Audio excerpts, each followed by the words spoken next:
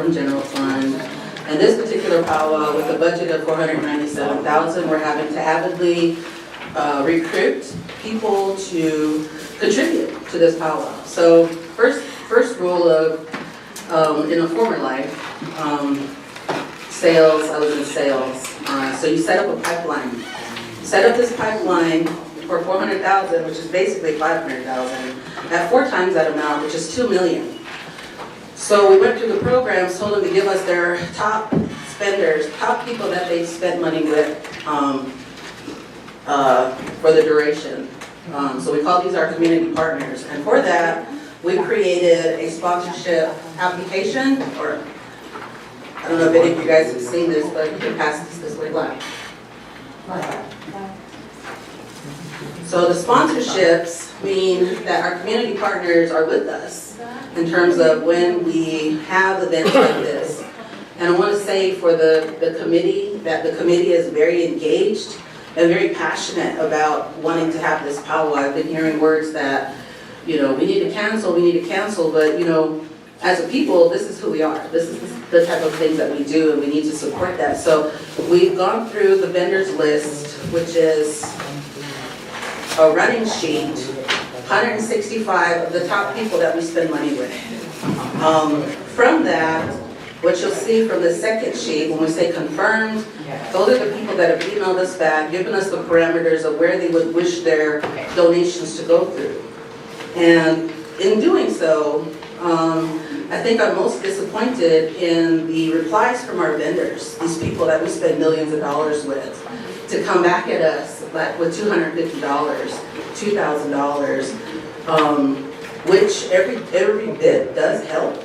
I won't say that it's not needed, but confirmed are the people that have actively told us that this is the amount that they're contributing and where they would like that money to go. So you'll see that online beside the amounts. There are some people that have confirmed that they are assisting. We've presented offers in front of them, and what you'll see is pending.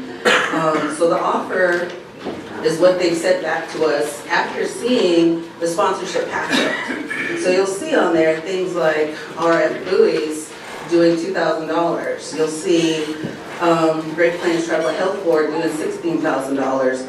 Rainbow Construction. There's other people on here who feel have the capacity to donate a higher amount to this, to the powwow. So we've been doing a little pushback in terms of, you were recommended to us as a community partner, and we need to have a discussion about how this works. So in the world of advertising, this area would be considered a highly concentrated area. And there is no other way to reach the Oglala Lakota tribe except for people that come in here. There's no billboards. They have, some people listen to the radio, some people watch TV, some people watch the internet. So they would have to spend an extreme amount of money in order to access us. That is the value of what a sponsorship is, that they are showing that they are community partners, that they are showing that they have an added interest in us. And in some of their commercials that they put out, they will put our imagery in there. And so that should be reflected in how they respond. So we're still working on it, and we're working on a variety of things. So the total confirmed with the updates is actually 171,000. The confirmed awaiting amounts, I had to take that down a little bit because First Bank of National Bank of Gordon offered 5,000 when we were asking for 25,000. So that's awaiting amount. So that's 107,250, which brings our overall cash at 343,230. So we're just waiting on these checks to come in. Unfortunately, we do not check our own mail. Our mail is brought to us, so we're not sure where these items are going. So we're just doing a lot of follow-up right now. Donna has started implementing a sheet, a running tab of all of the dance categories for people to do sponsorships on. For that, she's gotten over 2,000, I think a little bit more this morning, but 2,000 as of yesterday. We've got 10 total vendors that's coming in at 9,500, bracelets at 9,000 as pre-sale. And then we have some things that are in kind, like the the airports, giving us advertising space in their area. Doubletree at Hilton, who was doing cash, Split. RF Bowie's doing gift certificates for the food at $5,000. So in that, like I said, we're trying to finalize these things. And necessarily, when we come to you and we say, we're working on it, we are working on it. Everybody is working on it. But if you, when we ask for individual donations, those are the people that have buy-in to know that this powwow, this fair is important to our people. So would you say it wouldn't be too far to say that, council should also contribute to the in-kind donations? We all want this to happen. I know that we are going through financial difficulties, and that's why this was important. As a matter of fact, based on what I'm receiving from these vendors, I think it's the first time they've ever had to talk about a donation to the Oglala Sioux tribe. It's always been the opposite end of that. So if you have relationships with any of the people on this list, I would suggest giving them a call. If you are a business owner, I would suggest doing your own donation. As council, you should already be trying to donate to certain prices. So the other part of that, we'll work on the rest. The actual powwow budget itself, did I get one to you? The actual powwow budget is $252,800. The rodeo budget is coming in at $167,000, and the horse races is coming in at $50,000, but I think that got changed to $70,000, $80,000, No. $50,000, $58,000, yeah, What's the rodeo one?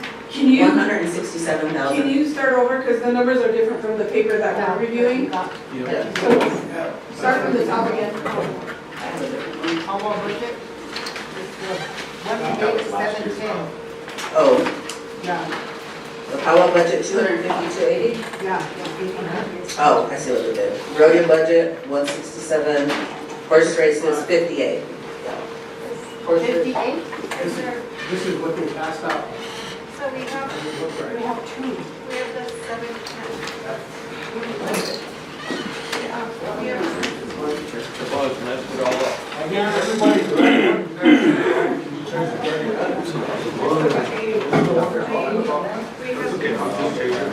So the amount is 167 And not 155. and 58. This is 710. Should be Which 710. date are we going by? 710. 710? Yeah, 79. Well, we got the correct one. Yeah, 710 still states 80,000 and 165. Yeah. Well, I just heard about the horse races. That's what I had from a meeting that I was in the car. 58,000. I was gonna say that was a lot, so. The ones that email. Anyway.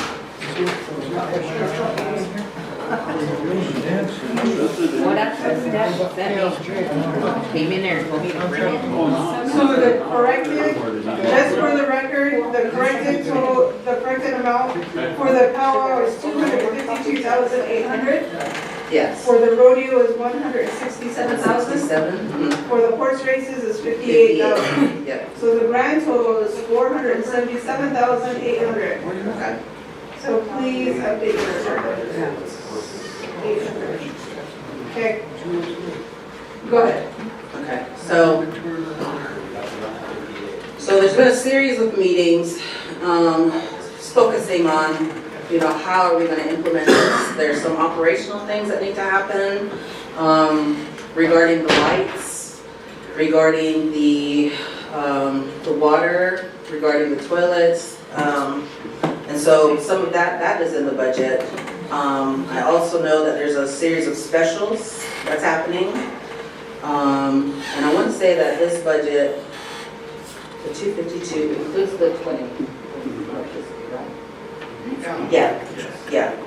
The 252 includes, the budget for the electricity, for that to be updated. So the idea was that things have to be rerouted. Things are a little shaky right now with the way that it's set up. We implemented a few things regarding how we are asking our people to pay for this powwow. Because to me, it seems that, for years, while the tribe has sponsored the majority of the money, that it should have been free. But if we are to turn this into a money-making model, then we have to start implementing,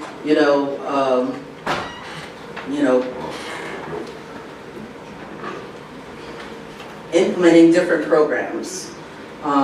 One of which is increasing the vendors. Another is trying to figure out a way to keep everybody together, implementing a mall area with a nice seating capacity. For some other vendors, we've moved some of the smaller vendors for safety out of that area by the road towards the skate park.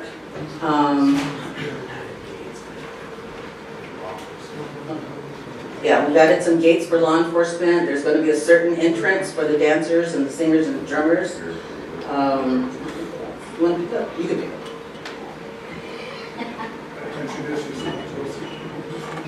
up. Before you begin, Josie, do you have a copy of the breakdown right now for the breakdown of how the money is being used?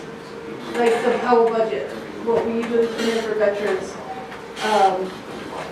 categories, announcers, what positions am I? Is that the one with emails? No, this is all. Itemized? Yeah. I think that's the one she emailed. Steph, did you email that? 'Cause I have a copy. No, I only emailed the first report that you did, but Sis is making copies. Okay. Okay. Thank you.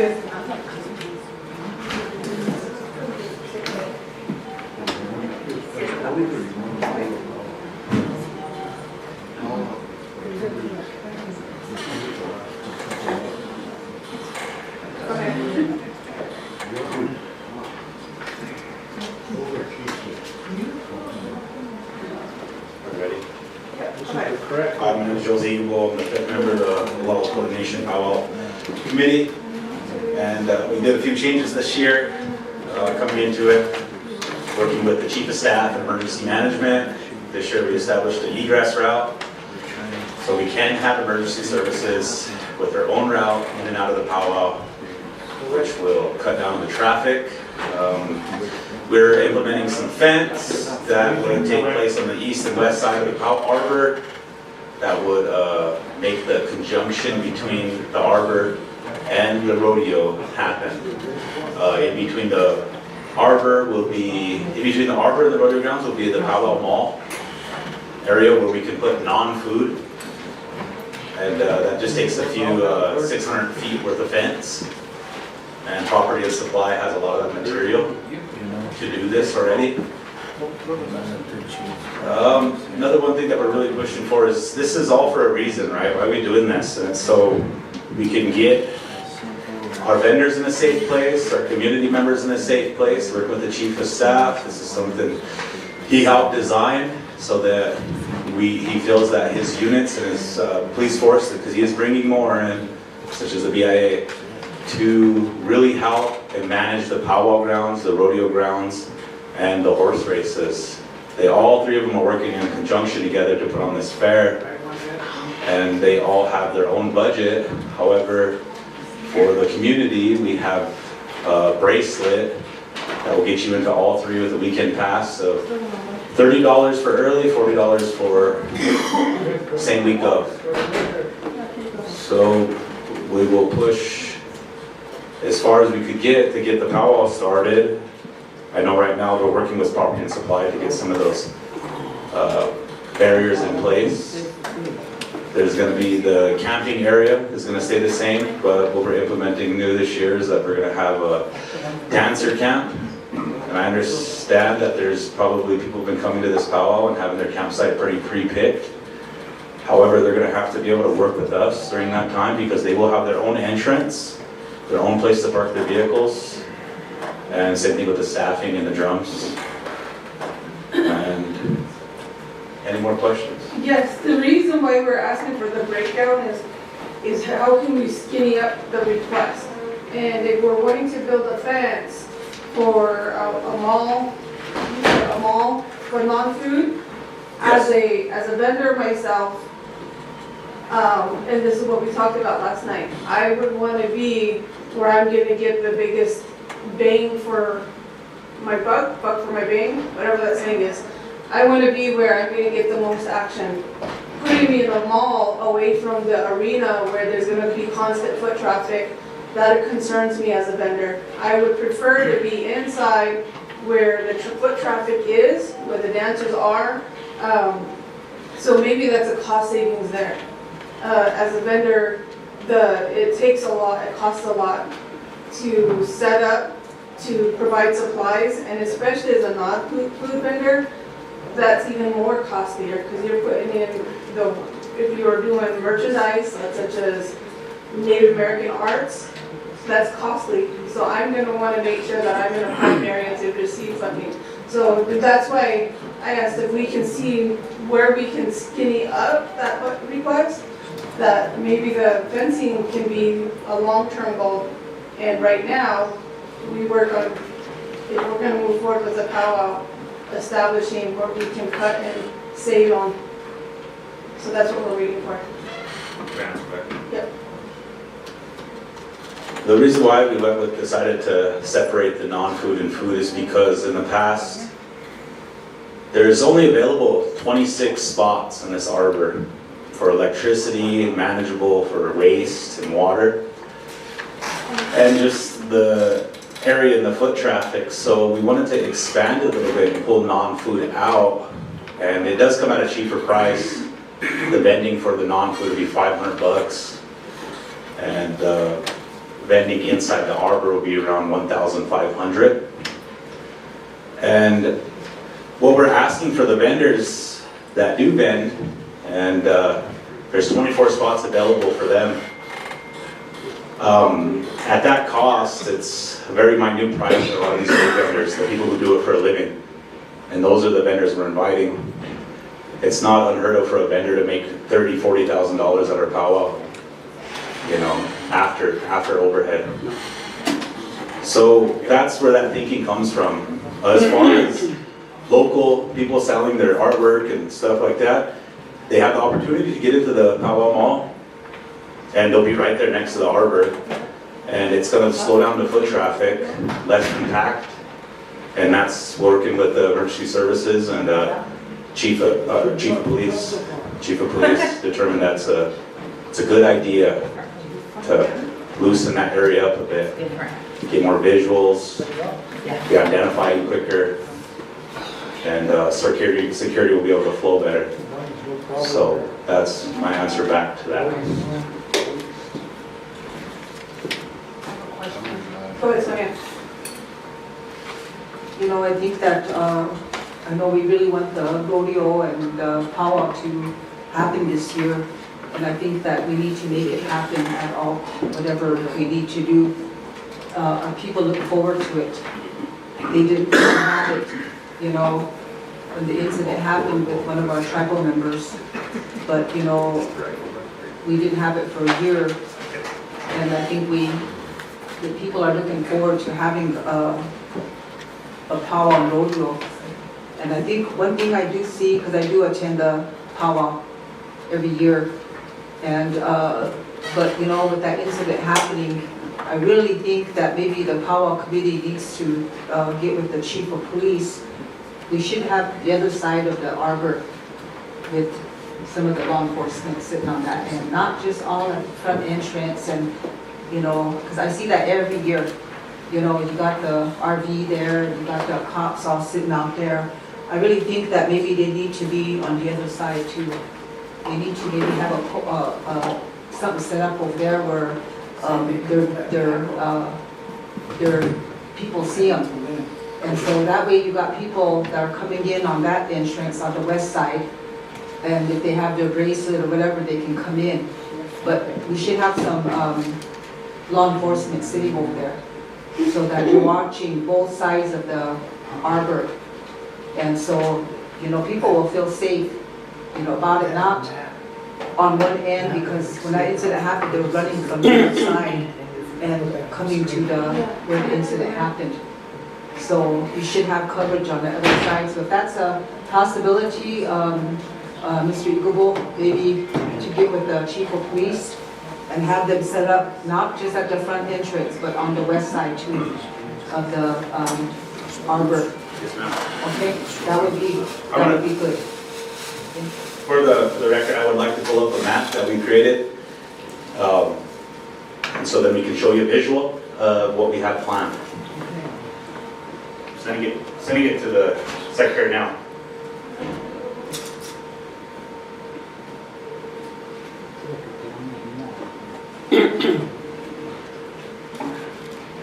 Are you done, Sonia? Yeah, I'm done. Go ahead, Dave. Val, you know, I see where you guys are struggling and everything, so let me step up and donate $1,000 in memory of Ben Kelly and Donald Steele, who are both veterans. Thank you. Which, you know, brings me, while you're writing that down, I do have another question.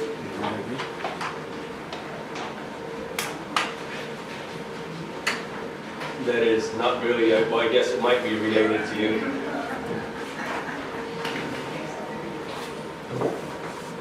Yesterday, I took a stance and tried to get our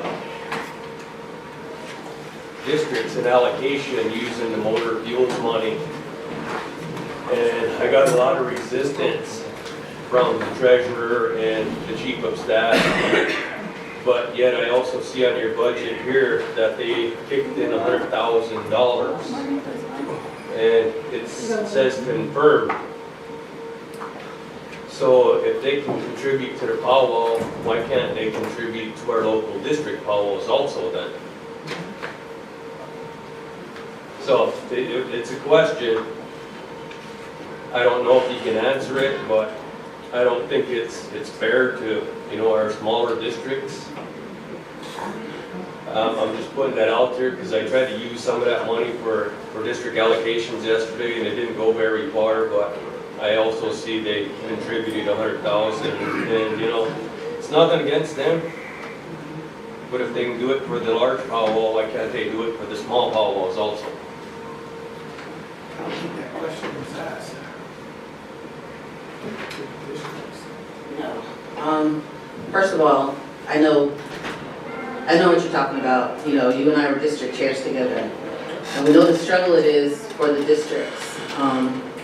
And it's the same struggle with this big powwow, where we're talking about almost 500,000 versus the 10,000 per district. And our districts do need it because a lot of the districts can't make it to the large powwow.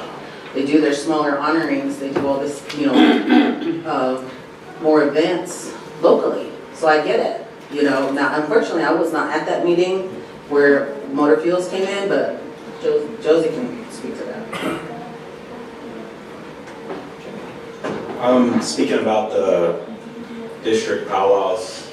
So recently, the Oglala Veterans Committee, and we understand that something that's happening within our tribe, that our smaller districts don't have all the funding they need. And I know Pass Creek came in here last week asking to fix their arbor.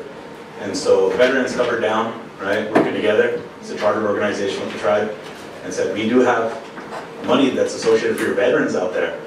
So we had a group of veterans in the Pass Creek district get to the district meeting there, and they decided they would like to make a tribute in the arbor by paying some of the repairs and attribute it to the veterans that are no longer with us and that come from Pass Creek district.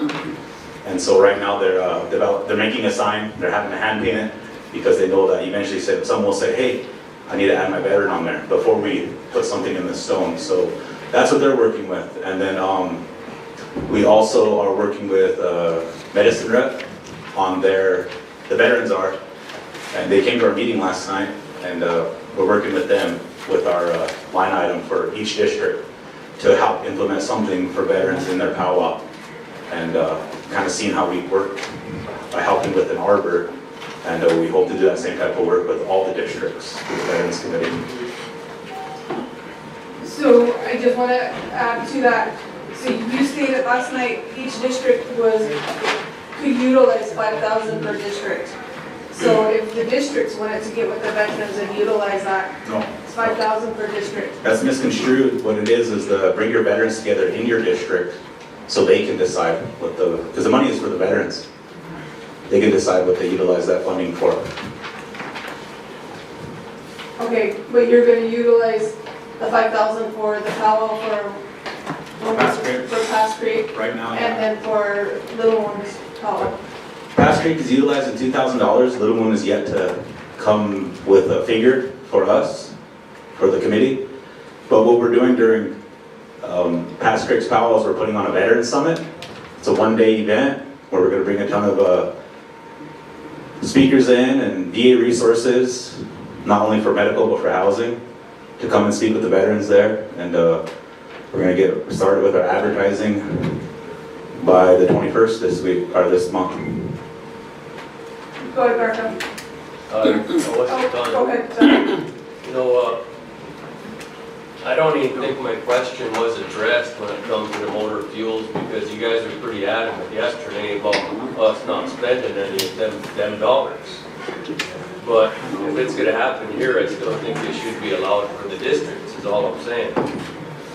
But my final question would be, you know, I seen the tentative poster that went out, and you guys all know I'm a powwow almost my entire life.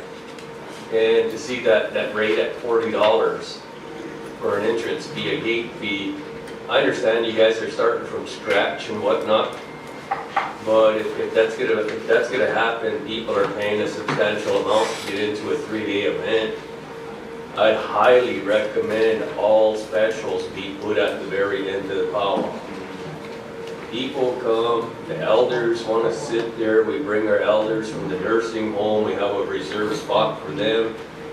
They're on timelines. They can't stay up till midnight, 2 in the morning to wait for the adults to dance. You know, so if you guys can put the specials to the very end and let the people enjoy the powwow, it's just a suggestion.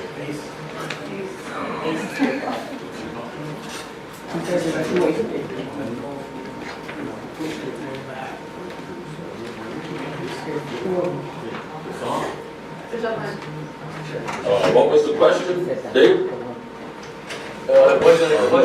It wasn't a question, it was just a suggestion that we move all these specials that are coming forth to the very end of the powwow, because we have a lot of elders that can't stay up past 10, 11 o'clock, and we have the nursing home people that come down, that get transported down, they have to be out at a certain time. So by the time the contest is going, after all these specials, it's usually 10, 11, 12 o'clock at night. So I'm just suggesting the specials be put to the very end. Oh, that's what I did. I put a lot back on Sundays, some in the mornings.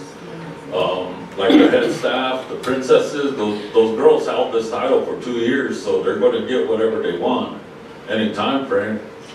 But I'm trying to keep the dancing that's as all early as possible, because honestly, I go to a powwow, I don't want to sit there for 4 or 5 hours watching just specials and people having giveaways and talking about people, and that you could do that at the district level at your own powwows. But yeah, that's kind of how I got it. I got everything pretty much scheduled out.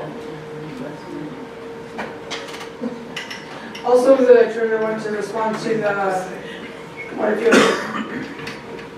I just wanted to comment on Dave's question. Seeing the donation of 100,000 here, I would have no argument on the allocations, because there really is no argument. If we're allowing them to give donations for events, then we should allow them to give money to our district, if they have the money to do it.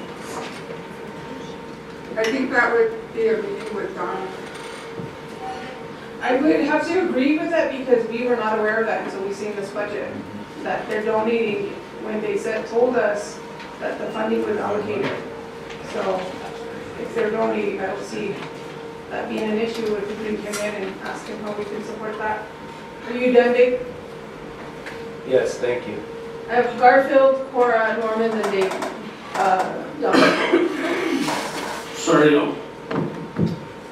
Madam Chair, but after I'm done, I'm asked to be excused. I'm gonna go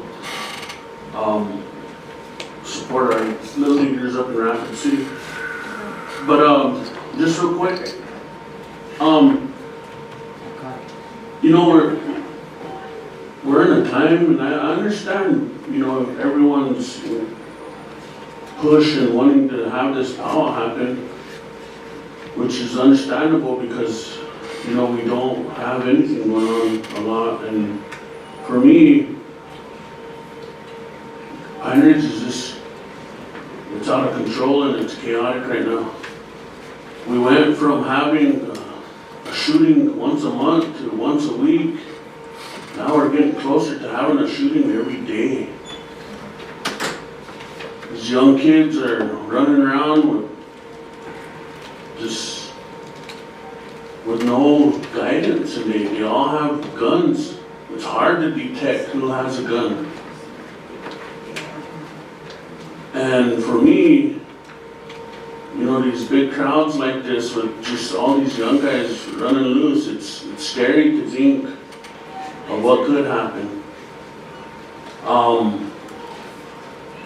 We have a 10-year-old boy that's in the hospital from a stray bullet. And it's scary. Our kids, these young kids right now, they have no care in the world who they hurt. You know, they have no care if they take a life. There was a shooting this morning in Northridge. My concern is valid because I was probably about 30 yards from my big bro when he got shot in the harbor. And I know we had security, there was law enforcement around. Still, it happened. We have I mean, it's a good concern. I'm not really going to go off too much on the money portion of it. We say confirmed, but that don't mean we have cash in hand. We don't know if that cash is going to pull through until it's in a bank. And then the tribe's going to be left scrambling to get all that money to pay out. So my biggest worry and concern right now is the gun violence. You know, I've been trying to have these meetings and nobody attends. And that's a concern because if we can't get a control of what's going on, I really can't see us having a big event like this outdoor where we can, in the dark. A lot of it's in the dark. The only thing controlled is right under the harbors where there is light. But a lot of these kids, they're in the dark doing their things. People are getting guns pulled on them, just getting gas at big bats. So I'm opposed to having the powwow. I'm not going to support anything. Now you've got to you guys, whatever you decide, that's your choice. But personally, I'm not in favor of a powwow. Not right now, not until we can control what's going on around us. And I know everyone has their own opinions, which is okay. And it was brought up that some of us should donate. I donated to our own local powwow, where I feel comfortable, because I know right now in our community it's not chaotic. It's not chaotic the way it is here in Pine Ridge. To each their own, though. You know, like I said, if you guys proceed, My only hope and prayer is that no one gets hurt. That's my only concern. And then, like I said, it's valid because of what's going on. So even if we have all the measures in place to have cops and security guards here, it's still scary. So I'll leave it at that. You know, I'm opposed to the powwow. If I were to vote against it, I would vote in favor of, not having a powwow. And I understand you're powwow people and you want to see this happen because some people want to congregate and powwow. Some of you are, involved and get paid for it. All valid points for yourselves, but not when it comes to the safety of our people right now. That's just where I'm at. It's really chaotic. But Madam Chair, I gotta get it, so I appreciate Can I it. respond real quick? I don't care if this one. So that's valid, I recognize that, but the powwow committee cannot solve gun and violence in our communities. So, we're here today, we're doing our best. For the most part, does this budget need to be streamlined a little bit? Maybe it does. But, for Garfield's, what he's mentioned, I was at a meeting when he was doing the Met task force. And all of those suggestions we sent from the districts did not come forward. And so now we've started this other one, and it just seems like the same thing. We brought all of our law enforcement in, and we talked to them, and we told them, the first of the month is the scariest time of the year, scariest time for all the districts. But we can't solve that. And I guess I just want to leave that, I know he's gone, but I just want to say that. Okay, I have Cora, Norman, and Donran. I just had a suggestion. Whatever you guys decide is up to you guys. So, and it's not gonna matter really what I say about the money, I'll just have to start looking. But there's people that I think you should be requesting donations from that are not on this list. And I'll give you this. That's the list. Okay, so is East Winds Casino? Did they respond?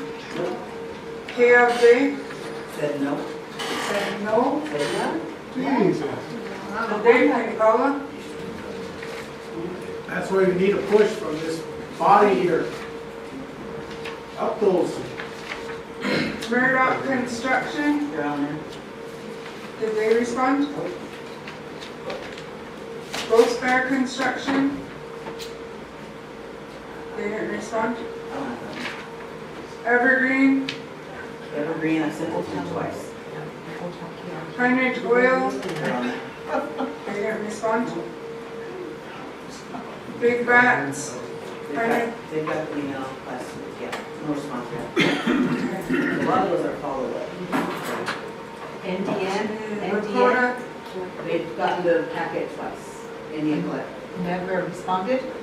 Lakota Funds, and Lakota Federal Credit Union, I see Lakota Federal Credit Union. They didn't respond. LPP didn't do it. Nebraska Public Power is on this list. iBank, did you contact them? That's that loan place down the street. Oh, yeah. And then the only other programs I can think of you can make a request to is the revolving loan program here and financial services. And then Mazasca, did you make a request to them? Okay, because those are all people that do business with local people.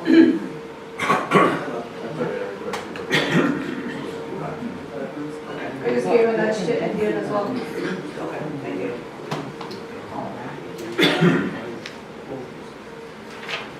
Reason Cora.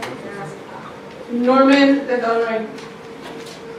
Just a few comments about your tentative budget. I mean, like Chonsayu, that's a security firm that's contractors.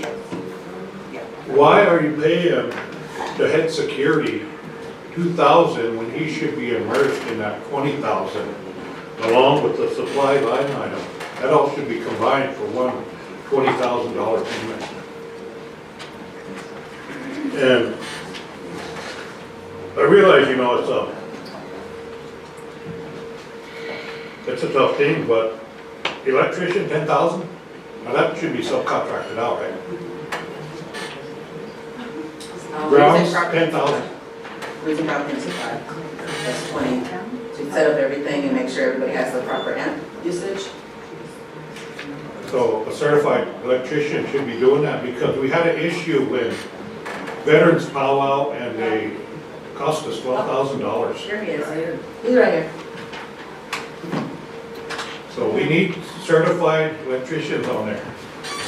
So, Heidi Nonek is the certified electrician that was from, Jimmy Little, Property Supply Maintenance.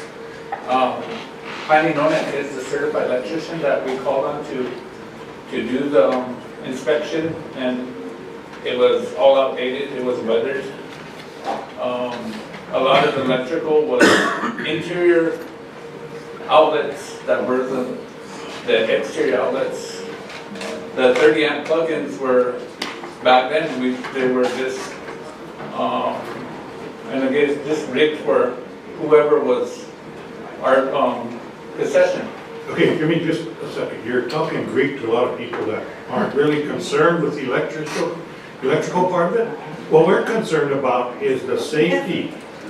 Yes. Because if they're not if they're certified, then they're putting their name on the paper, Yes. saying all this is what it's supposed to be. I think I have it. We handed that in. So property and supplies getting a $10,000 bid. To do that? Yeah, we called on him to, because we. Rewire the whole thing. Well, yeah, not to rewire, but to change out all the outlets to do the, because the upgrades of the arena, because they're all outdated. Okay, the grounds, 10,000 on that. Yes, and yeah, the cook shack is. Who's doing that? Yes. Not the cook shack, the repairs to, like the lumber wise. Yeah. Was, okay, property supplies and direct costs, we can't pay for that.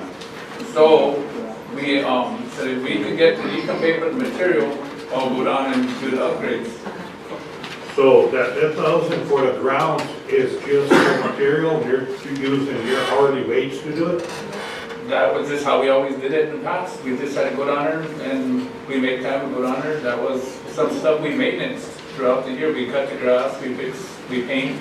Okay, clean up crew after the powwow, $5,000. That's not just after the powwow. The cleanup crew works throughout the powwow. No, you got trash pickup for 4,000 during the powwow. Oh, is it? Yes. Right. Okay, so I want to bid on that miscellaneous, $10,000. And just, we could streamline a lot of this budget. I mean, we could knock a lot of it off.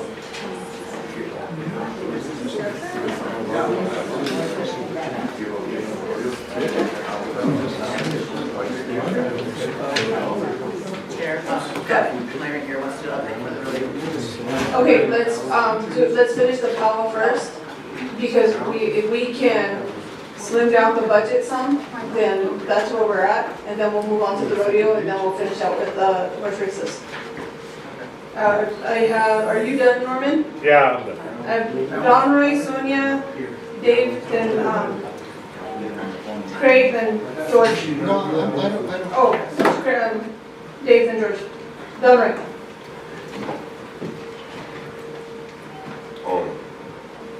I was just thinking back about where we could try to help. More money, finally, Cora, whatever happened to that jewel settlement money, that opiate money? The opiate money is used for behavior, what's it called? OSC behavioral, what's it called?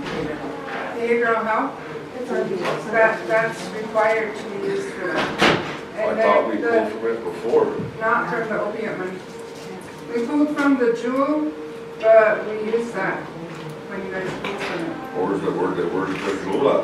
Because we never authorized anything. I don't remember authorizing anything. That was at the last column. The Wasn't all of it, activities, though. remember we had to do the big signs and hang them up, no vaping, no smoking? Must And then be we used somewhere part else. of that for basketball rules. Yes. So that's all spent. But the opioid money has to be used for opioid abatement and treatment. What about the 2%? Is there anything we could possibly do there? The 2% is usually set aside, you know, that 2% has been used a lot in the last 2 years. Because whenever the hours were cut and everybody was paid back, including council, and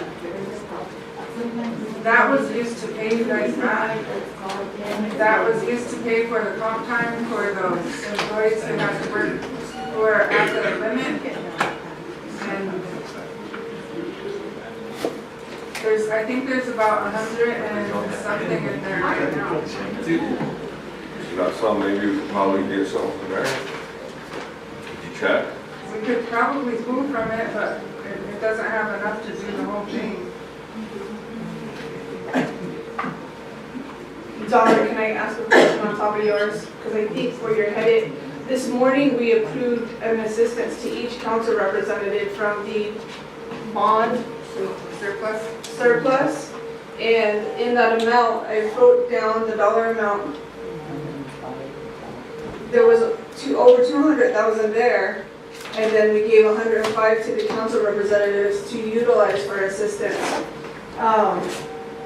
And if their request is 113,000, then maybe utilize that bond surplus from there. I only say that because we're looking all over, we're asking council representatives to donate, but we paid into our local powwows. That's where we donate into. I know the three of us funded our last powwow, but that's something that's an option there. Also, I just want to keep in mind, we still have to pay back 146,000. Yeah, because I just recently helped 2,000 for our local Piavia powwow. So, but I mean, for that bond surplus, could we try to help them out with that? Like that and 2%, maybe get a number for both of them? Like she said, it was $288. 288,000, and you guys already approved to draw down 105 for them. So it would leave 170, and that was going to go into the general fund? Because we know that we're negative, right? Yep. That's not too bad. What about all the taxes? The taxes? You know what, I don't know, I'm just trying to help these guys out. I mean, I know some people don't want it, some people do want it. I'm just trying to have a celebration, nothing goes on. I know we hear comments of gun violence, so on and so forth. People get paid. But in the past, there's an open checkbook and everybody got paid. So, and that's what's questioned then. And with the horse races, the tribe never supported the horse races till I got on council. Before that, we always raised their money. For whatever reason, I have no idea why they didn't support it. But now it's super big. It's some tribe that they should be supporting. There's probably over 15 teams now across reservation and about 5 women teams. So I just want to throw that out there. So, but I do think we need a celebration, and I think we need to find some money. And if it comes down to vote, people don't want it, people do want it. I guess we just need to make that decision now. Some people don't want it, some people do want it. Let's just deal with it now. We're either going to have it or not. Thank you. Okay, I have Sonia, Dave, George, Lau, and Jackie. You know, I just want to thank the powwow committee for coming this afternoon and giving us an update on the budget. But we can't just say powwow, we have a rodeo. And we need to get a breakdown from the rodeo committee too. I think Mr. What's his name? Heathershaw's here, and I think he needs to give us a breakdown as to what his payouts are going to be at the rodeo. Because we got one in it from the powwow, they gave it to us here. So we need to probably get one from the rodeo part of it too to see, because they're included into this budget. And so I think theirs is sitting at what was it, 167,000. So we need to see something from them. But I do want to say that powwow needs to go on, the powwow and the rodeo, because it's too late in the game to change anything. We have the poster that went out People have been asking me, are we gonna have powwow? I hope we do. And I think that we need to do what we can to help with that. And I think that, like the chair said, they gave us money from our assistants, but I would like to donate maybe 1,000 out of it to help with maybe some of these categories, Val. But maybe we could talk with you about that. We'll talk with you about that. I think Councilwoman Sears and I were just talking about maybe doing that. We can get with you on it. But we do have that, and we do have other people in the audience that are waiting to meet with us on their activity, their event. So that's going to be a separate item, but we need to hear them out too today. But I just want to say that we can do that with what we got. We'll donate maybe to a couple categories in there. Okay. Thank you. They're printing copies of the rodeo budget, so we'll have it when he does his update. Okay, because I do think it needs to go on. We're a proud nation. We're a large nation, Oglala Sioux tribe, and I'm really proud to be a tribal member from this tribe, from our tribe. And I think that a lot of our people grew up going to powwows, and I think that's what they're looking forward to again. So I think we need to do that. Try to help in whichever way we can, but I'm glad that I was going to touch on that too, was why wasn't East Winds on here? We have Prairie Winds giving, but we need East Winds on there. We need other vendors that we do business with that should help. I see some that are just giving a little bit, that's kind of just surprising when we do a lot of work with them, especially like I think Dave was going to touch base with KLJ. Even then, a lot of them should do that. But, we got White Negotiation over here. I don't know about the Dollar General and the Family Dollar, but even them, maybe can sponsor or give something on behalf of the, their businesses. We have Abe's, even Abe's over there. Maybe you can give something too. We do a lot of business with them. So just wanted to put that out there. But I really think we need to move forward with the powwow rodeo because the people are waiting for it. Also, we did follow up with, or I did follow up with the Indian Collective. They're going to follow up. They asked who it was sent to. We gave them the name. So we should be hearing something back from them as well. Hopefully we'll hear something back from KLJ because we do provide them a lot of support and grants of money.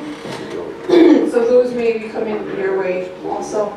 So maybe it just be giving a nudge to all these folks to affirming what you're asking for, and then you can bring that back and say this is where we're at.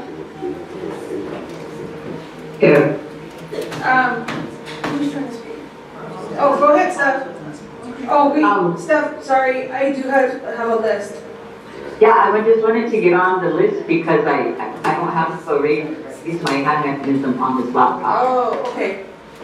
So I have Dave, George, Lyle, Jackie, and Anna. Chair, you can remove me. Okay. Dave. Yeah, I just wanted to bring a couple items back.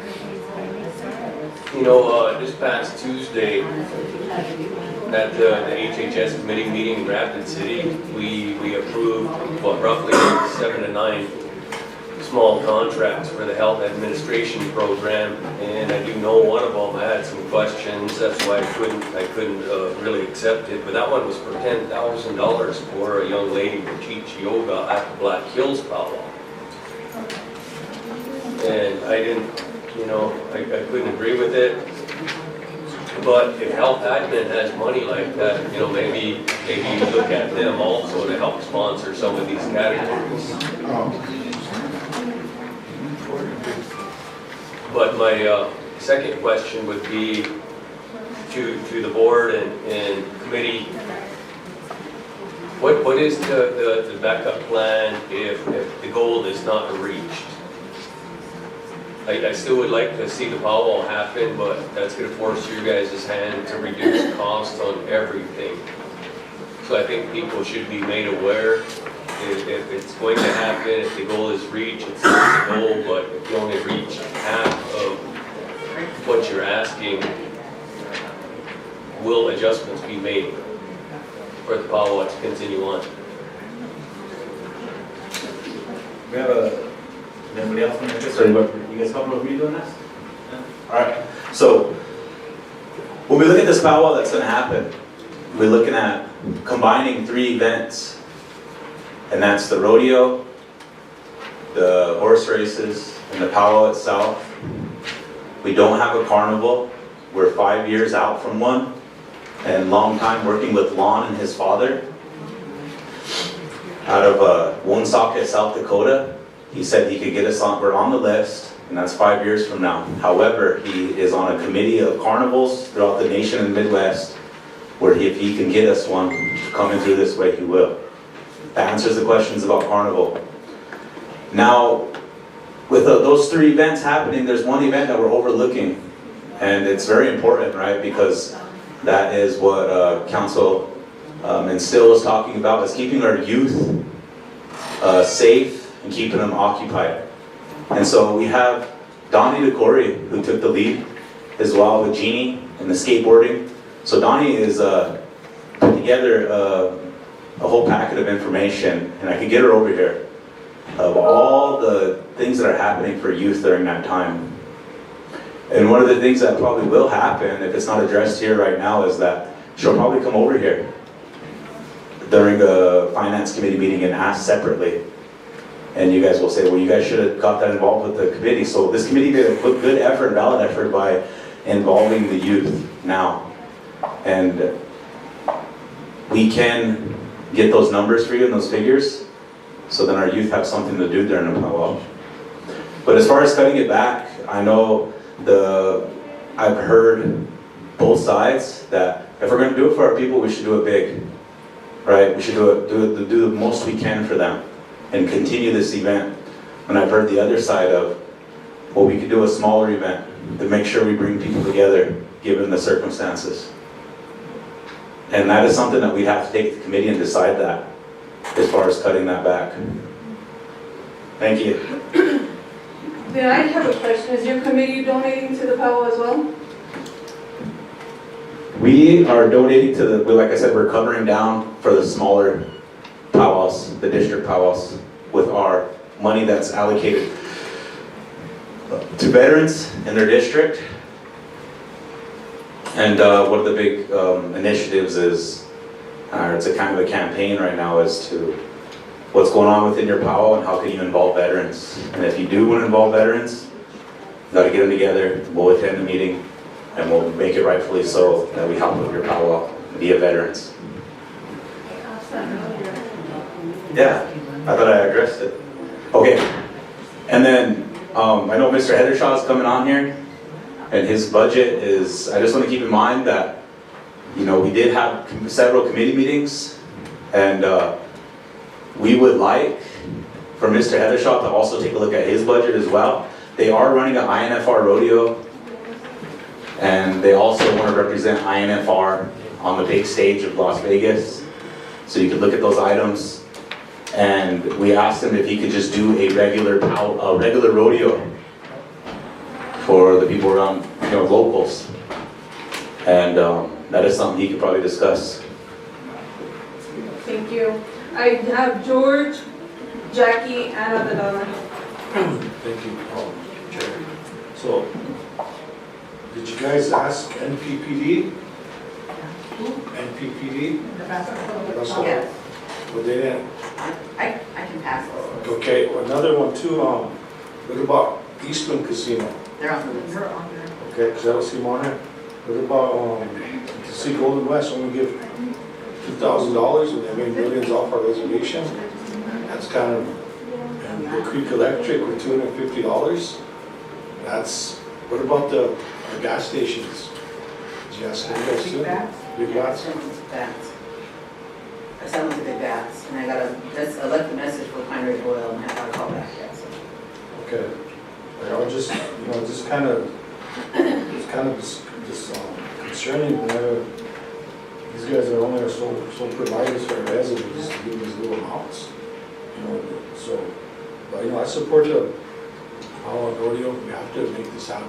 We can't be living in fear. We have people in place. We have people that are going to step it up and do their best to help us make this event turn out great for our people. So we just have to keep it in prayer during this whole time. So I should comment on that. Thank you. Thank you, George. Also, I'm trying to get a hold of our ED&D chair to reach out to Eastlands Casino as well. Jackie and the Donnery. Yeah, I think one of the things is we're too far into it now to change anything. And it's something that we're getting calls on, are we gonna have a powwow? So I've been saying, yes, we are, because if we wanted to stop it, we should have done it way back a year ago. But we gotta move forward because we got relatives making plans to come home during this time. And this is the only time they plan once a year to come back to the reservation, get their IDs, visit family, so it's a time of gathering too with our relatives. So, we need to make it happen. We always pull through every time we did have it. And I think we have to look at the profits that come in can maybe, equate, cover the deficits that we don't want to go into a deficit, but we can break even at least. So I think the treasurer always has money to pull out from somewhere, so I think we can do it. Thank you. Yeah. Jackie, I think because the treasurer has been crunching numbers, because that's to include the additional requests on our agenda. So she's gonna give you what she has. And also it is on our part too to meet these businesses halfway as well and say, look, you were sent a request, are we gonna follow through or not? And I will message James, I don't have Stanley's number, but I'll message James to reach out to Stanley. Or Cora. Yeah, so go ahead, Cora. Okay, I was looking at these and the total after the $79,000 that we actually have in the bank is $440,600. That's including activities of $25,000. I added the golf and the Crazy Horse Dance Special on there. But I think you should give us a week. If you let me see your list, or give me a copy of your list, I'll have my staff call and harass those people until they give you some money. So, all right. So we can do that, and I'll look at our budgets and see where we can, what we actually have left. Because I don't know, I know we used the dual funding, but I'm going to see what's left in the settlement account. If there's anything that doesn't have restrictions, we can move that one.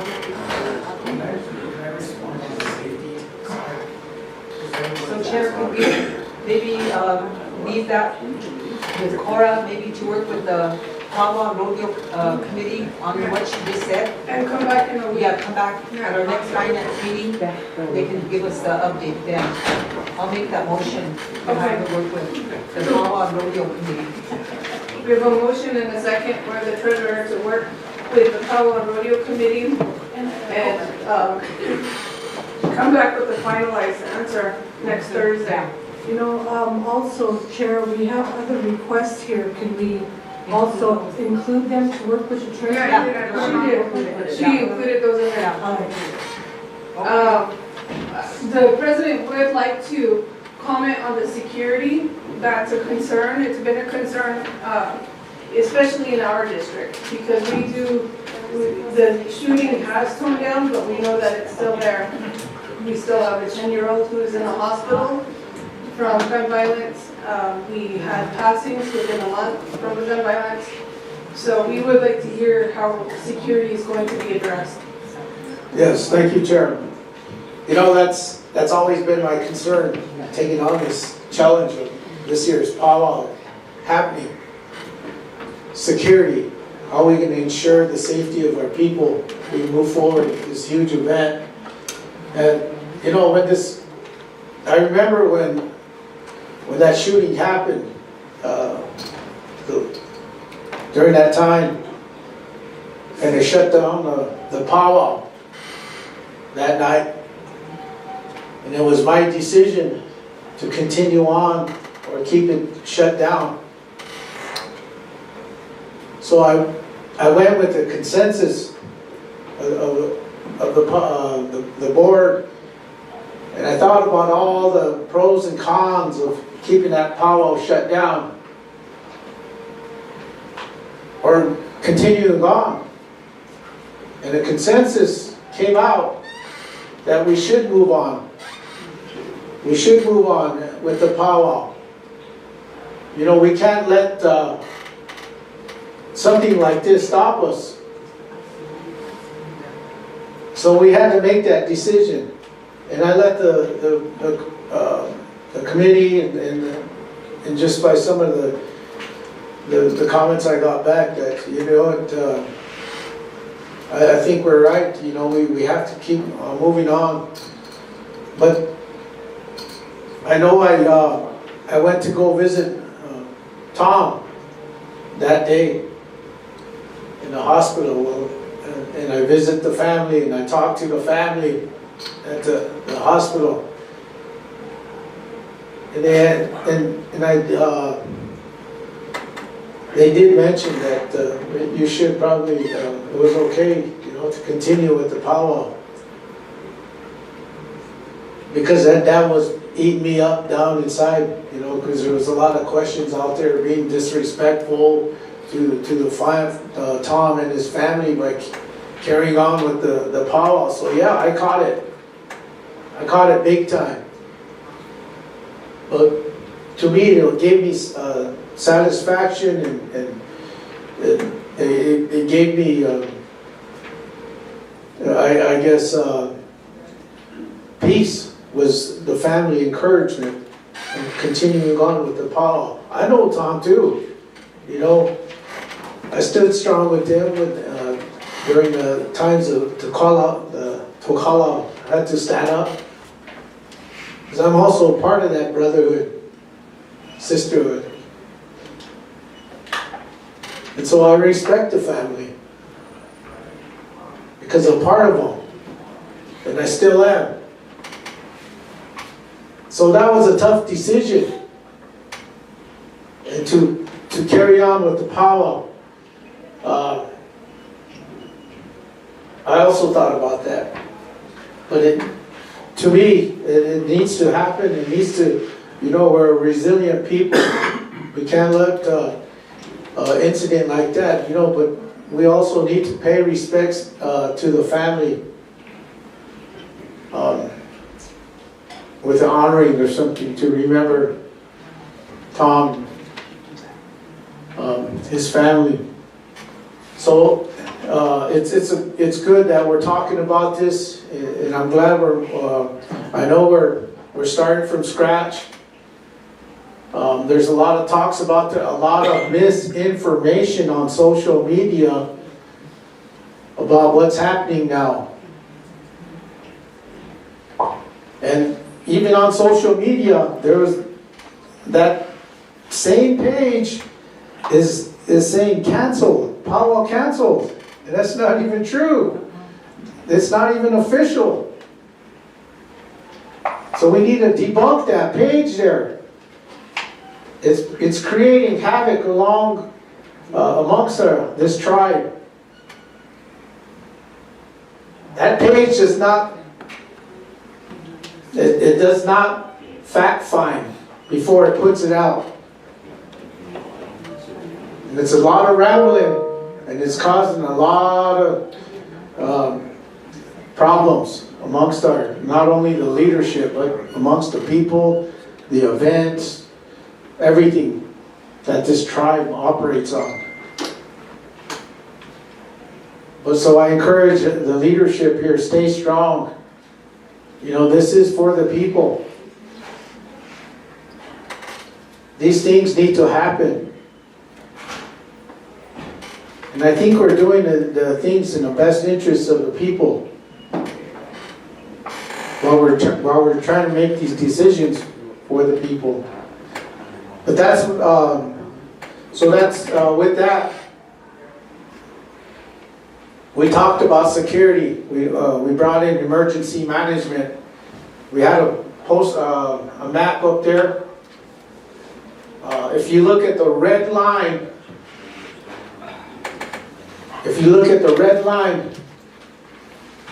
at the powwow grounds, that right there is strictly blocked off for emergency vehicles. Do this one right here.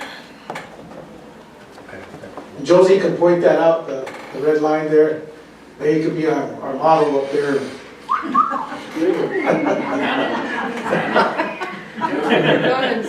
So with that, and how we're gonna operate that right there, we're gonna create that road right there. It's created already. Yes. And what that is strictly for emergency vehicles, because remember what happened when that incident happened, people panicked and it became chaos. And what happened?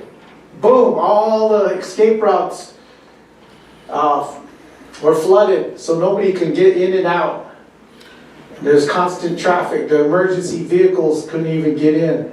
So that is one measurement we took and looked at, is that escape route right there. And nobody's going to go on that except for the emergency vehicles. In case something happens, that route's going to be left open for ambulance, fire, police, any kind of emergencies. And it'll be secure. It'll be a secure route in and out of the powwow. Also, we talked about putting ambulance at certain areas, stages. We're going to stage the ambulance crews in certain areas of the powwow, maybe on the east and west side of the powwow grounds. East and west, and then ambulance has their own north gate. Yes, They'll an establish a ambulance gate at for the them. north gate. No one else allowed through it but the emergency services. Yeah. You might want to grab a mic, Josie, so the listening audience can hear you. I have a question for the president. Okay. Okay. For the security part, what we were thinking too is that maybe should have some security cameras put up down at the powwow grounds, so you could catch what's going on, maybe security, maybe that's something you guys should think about, but also maybe not to allow these young people, young youth to wear hoodies, put hoodies on. We thought coming about into- that. Yeah, so if you could do that, because you don't know who may be bringing in things. I think we have at the gate, we had the, remember the monitoring, Yeah. if you're carrying in weapons or anything. Is that gonna happen? Yes. You guys gonna set that up? So another thing, those are all good questions, and we did think about those security-wise. There's a few security companies that applied for the bid. 3. I think we're gonna implement all 3 and collaborate, and have them collaborate with emergency management, the command center. So, and then we're bringing in law enforcement.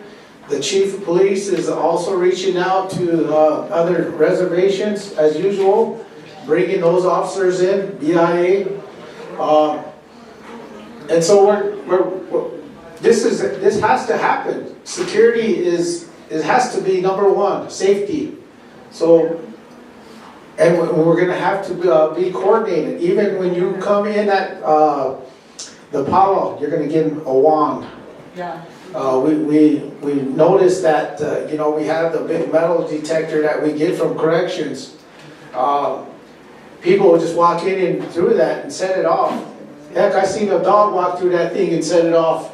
Yeah. Nobody checks it. So it'll be more effective, and we're gonna be on the security, to ensure that they're wanting these people that come in and out. It's gonna take a little time, but we're gonna have to have multiple officers or security there to want them.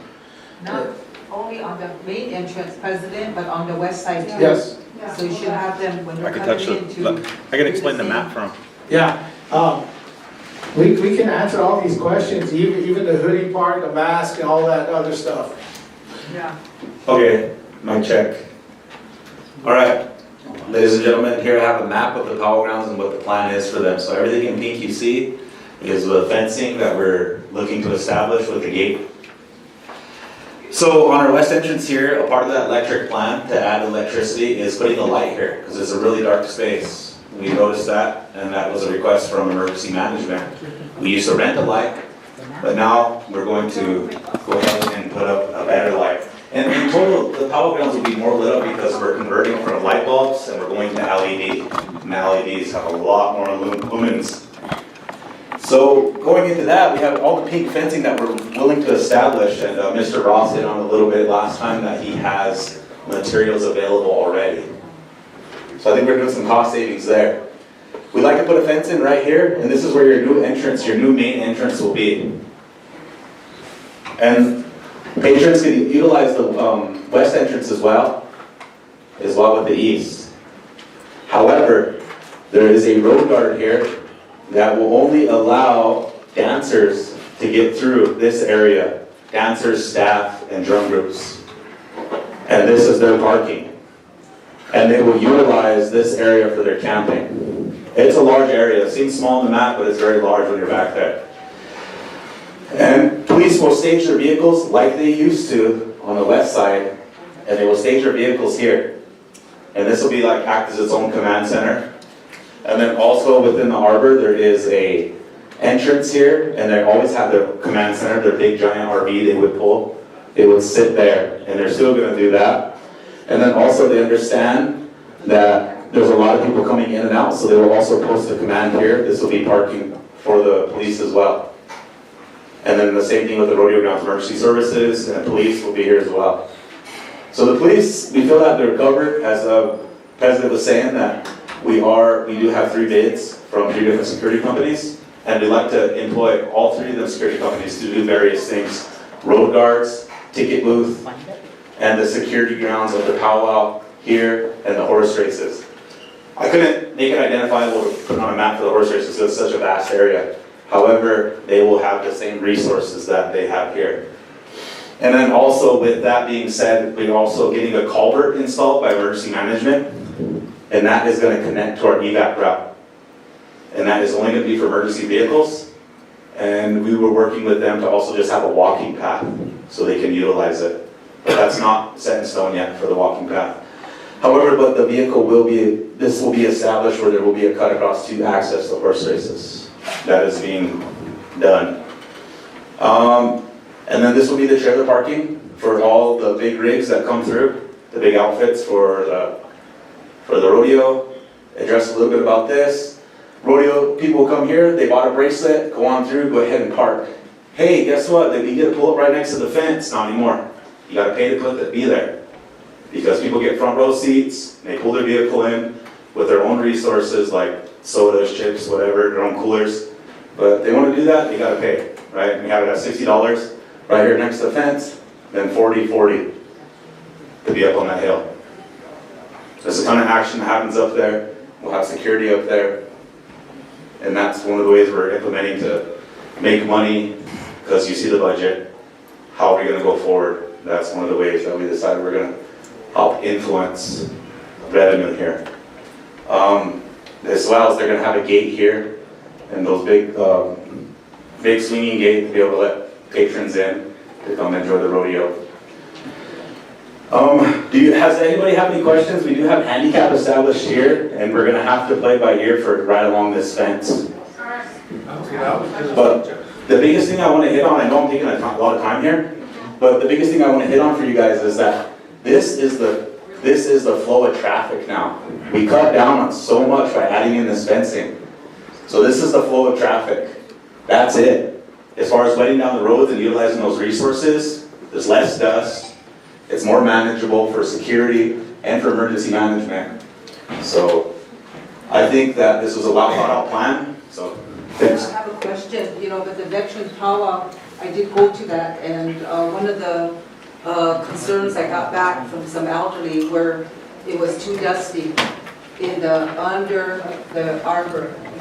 And I think if there's a way that, according to what the elderly said, was could they arbor in those areas where they're dirt because right now, where we were sitting, there's little kids, and I know we can't control like kids, but they're throwing dirt up in the air and where we were sitting, and we have to kind of stop them.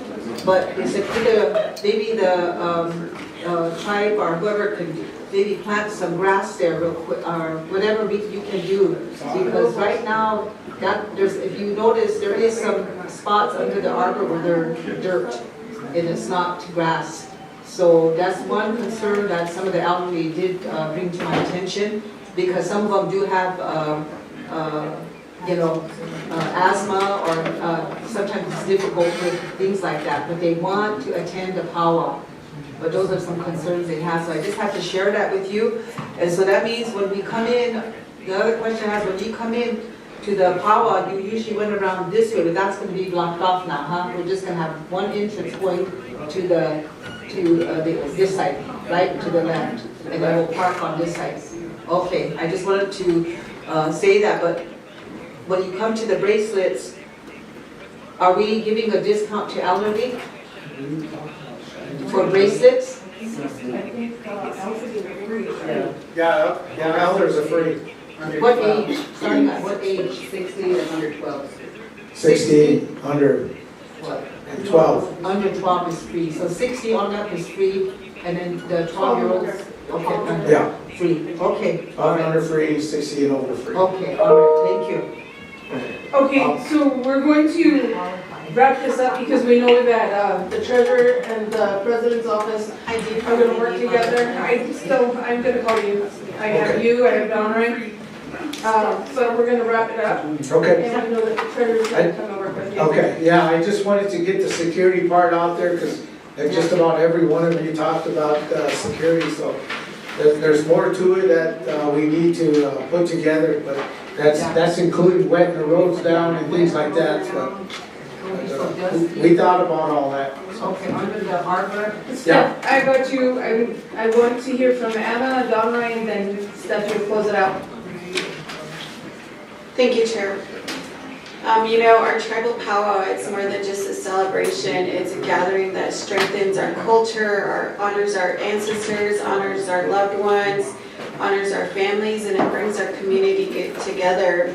And even as we face these financial challenges and concerns about gun violence, we need to continue to support this important event and tradition while making it a priority. And even though the resources are limited right now, I really thank the powwow committee for all their efforts and their fundraising. It seems to me that they've raised almost $250,000 for this tribal powwow, which is amazing considering in the past it was fully funded by this tribe, and that amounts of over $600,000 for the event. And we recognize that these resources are limited and every dollar is matters to us as a tribe during these financial challenges. But I think it's also important that we support the endeavors. And I know that Cora has mentioned that she would come back next week. However, I do see a lot of members in attendance today. The rodeo committee's here, the powwow committee's here.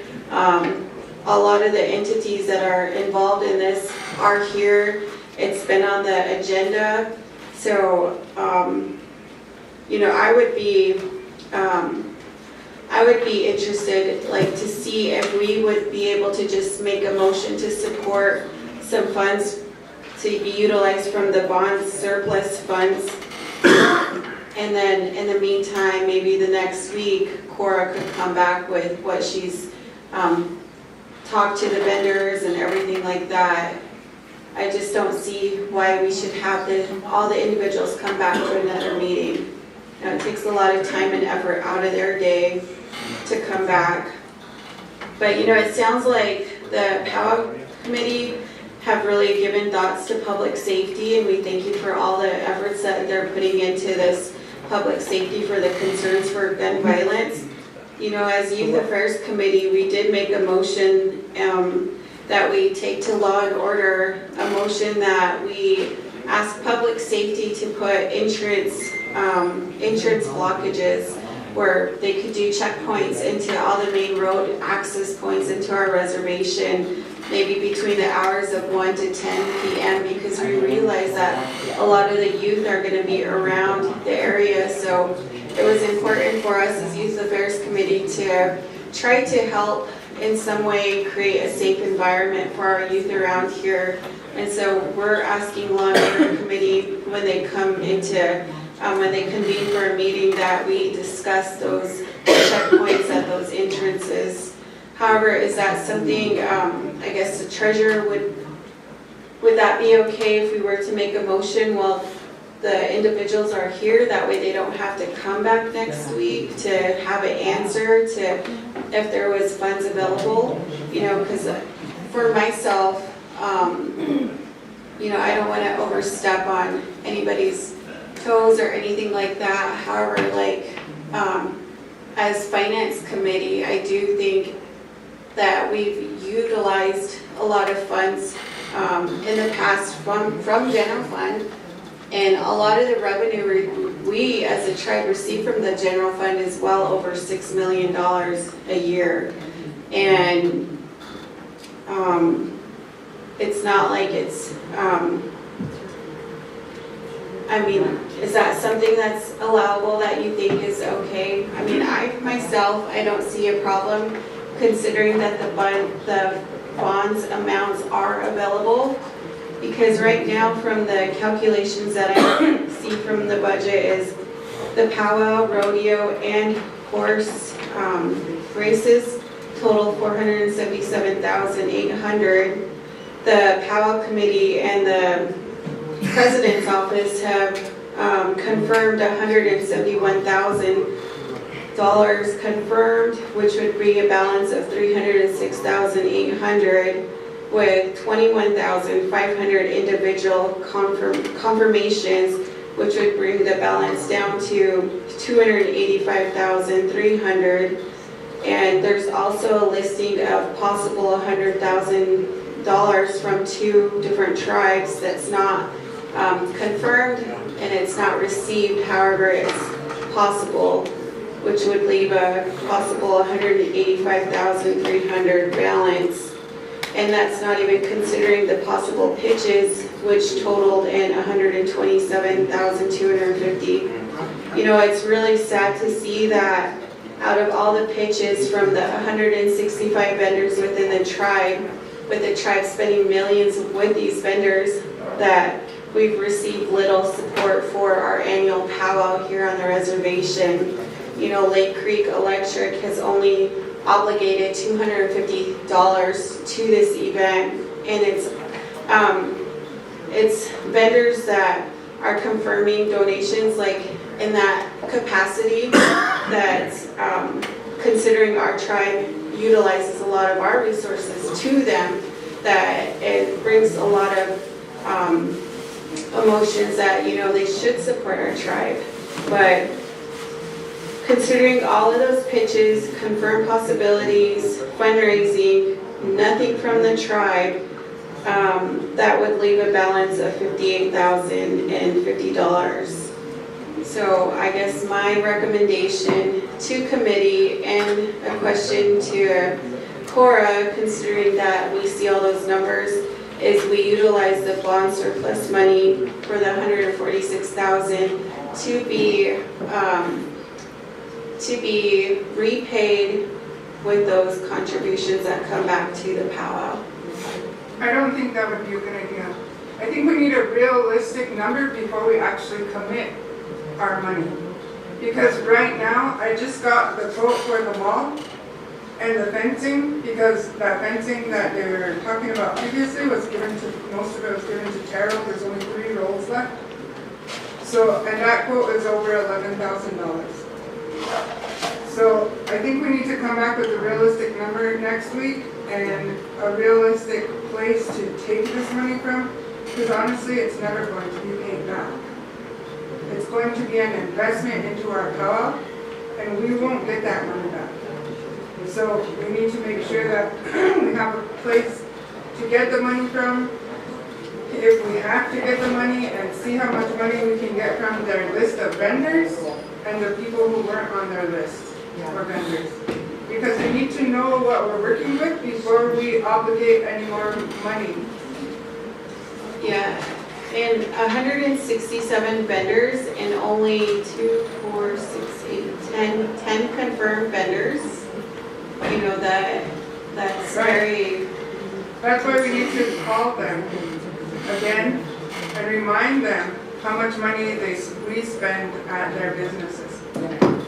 So we need to call them again and figure out how much money we can raise that way, and then come back next week with a real amount of what we need to invest as a tribe. Yeah, and then Because follow we've up. already invested over 80,000. It's 85. Thank you for your response. And then following that, I know that Mr. Kelly had made a donation to the powwow in honor of Ben Kelly and Don Steeler. And so I know there are other people out there that would be interested in donating to prizes. Is that something that is being brought forward? I think Steph is working on that. Yeah. Right, so I have Don, are you done, Anna? Yes, thank you. Don Ruth and Sonia. No, I just wanted to just throw out there too that the Youth Fest Committee, we're gonna have 2 events early on the week too. It's gonna be the first annual OST Youth Spelling Bee. We're gonna either have that on Monday or Tuesday, or have a 3-on-3 on Monday or Tuesday or Wednesday. So we got them approved. We're gonna work that sort of youth affairs. Well, I was gonna say to you guys is that I talked to my mom and dad, that they said this give us some, they'll donate. They're in Wyoming, at Evanston. Also too, the dispensaries, I'll make a donation, but you guys need to all reach out to the dispensaries too. So, and I'll make a donation to mine too. But just reach out to all of them. They all make some decent money, so reach out to them. And my last thing is, are we over the rodeo budget? Did you go up next? He hasn't come up yet. So what resulted in that is that Cora's gonna work with both the rodeo committee, the powwow committee, to ensure that where they can adjust funding, fit funding, and find funding. And then she's gonna That rodeo needs to be slimmed down a lot, because Can I speak as rodeo? Okay, hold on one second, Don, are you still speaking? I just wanted to put that out there about them youth affairs, what we're gonna do. And also I just wanted to kind of hear what the rodeo needed to explain something on here, if you think. Because every year they have like 167, I think last one did, it was 180 something. And I have no idea what that's all being spent on.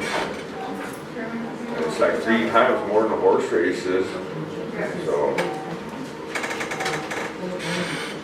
Good plug on the spelling bee. I think that information should be put out there. I think that's a great initiative.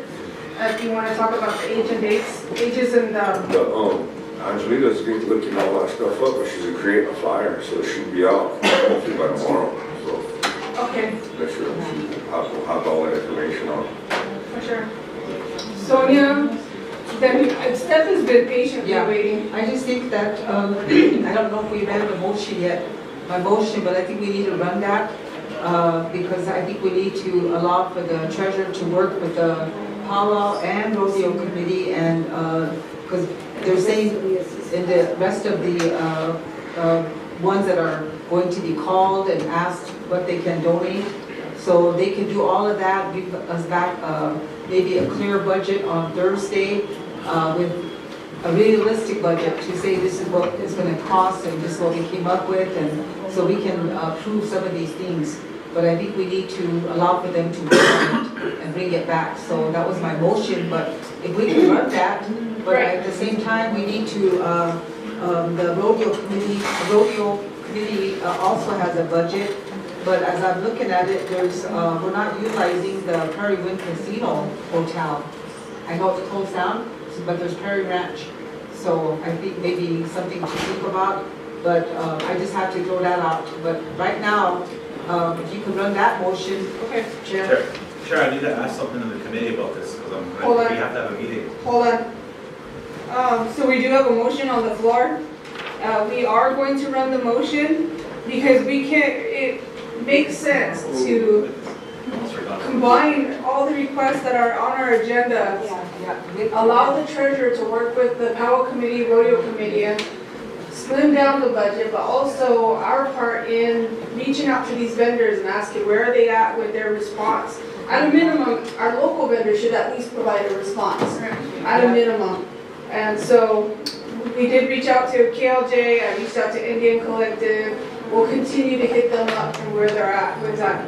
That's including the remainder of the requests that are on our agenda as well. And any other future power requests, we'll just them. Can I ask So, a question? hold on, let's put on this motion. Okay. My motion? Yep. Anna Howerson, Yes. Dave Kelly, Gotcha. Lyle Weston, Yes. Old Little White Man. Treasurer work with the powwow and we'll come back next week with the final. Yes. Was controlled the meeting. Craig Dillon. George Streamer Jr. Yes. Jackie Sears. Don Ray Goldsfair. Yes. Glenn Little Thunder. Yeah. Sonia Little Hawk Weston.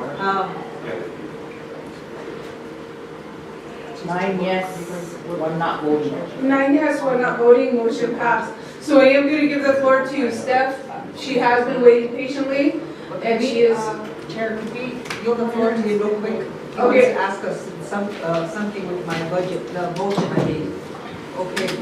it has to be real quick. Yeah. Real quick, so this committee, this finance committee, how do you view this powwow? Do you view that they are do you see that this is all under one umbrella? Are we working with the rodeo in conjunction? Yeah. Are they on their own?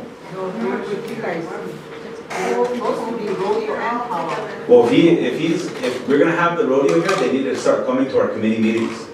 Cause he can ditch out right now and he can keep pushing off on his INFR, cause that's really increased our budget for the whole fair. He's standing right Right there. behind you. Yeah, well, let's let him talk. You guys didn't get a chance to speak yet. Okay, Steph, go ahead.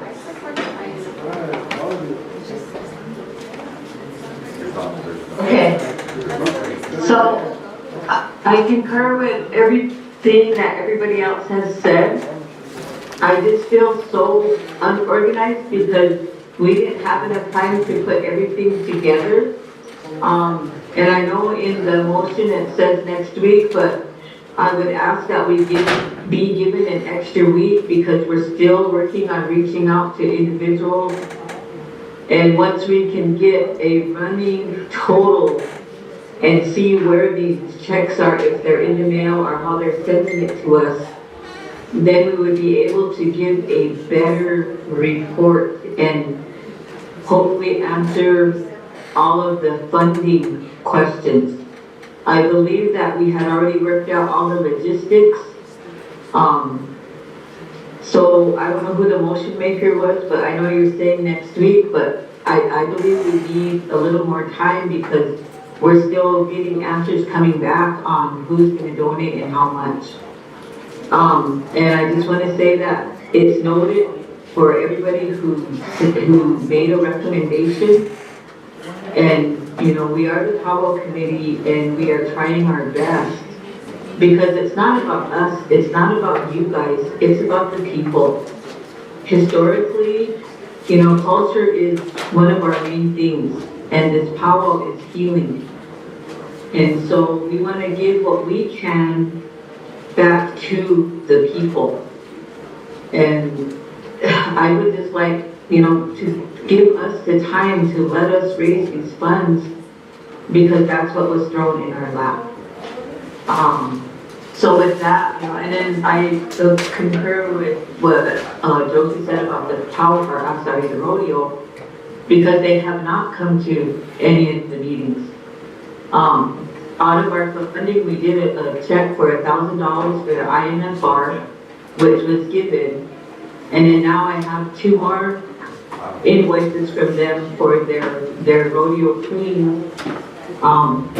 But I'm also hearing that they may have had some other funds come in, but they haven't come to the meeting to update us.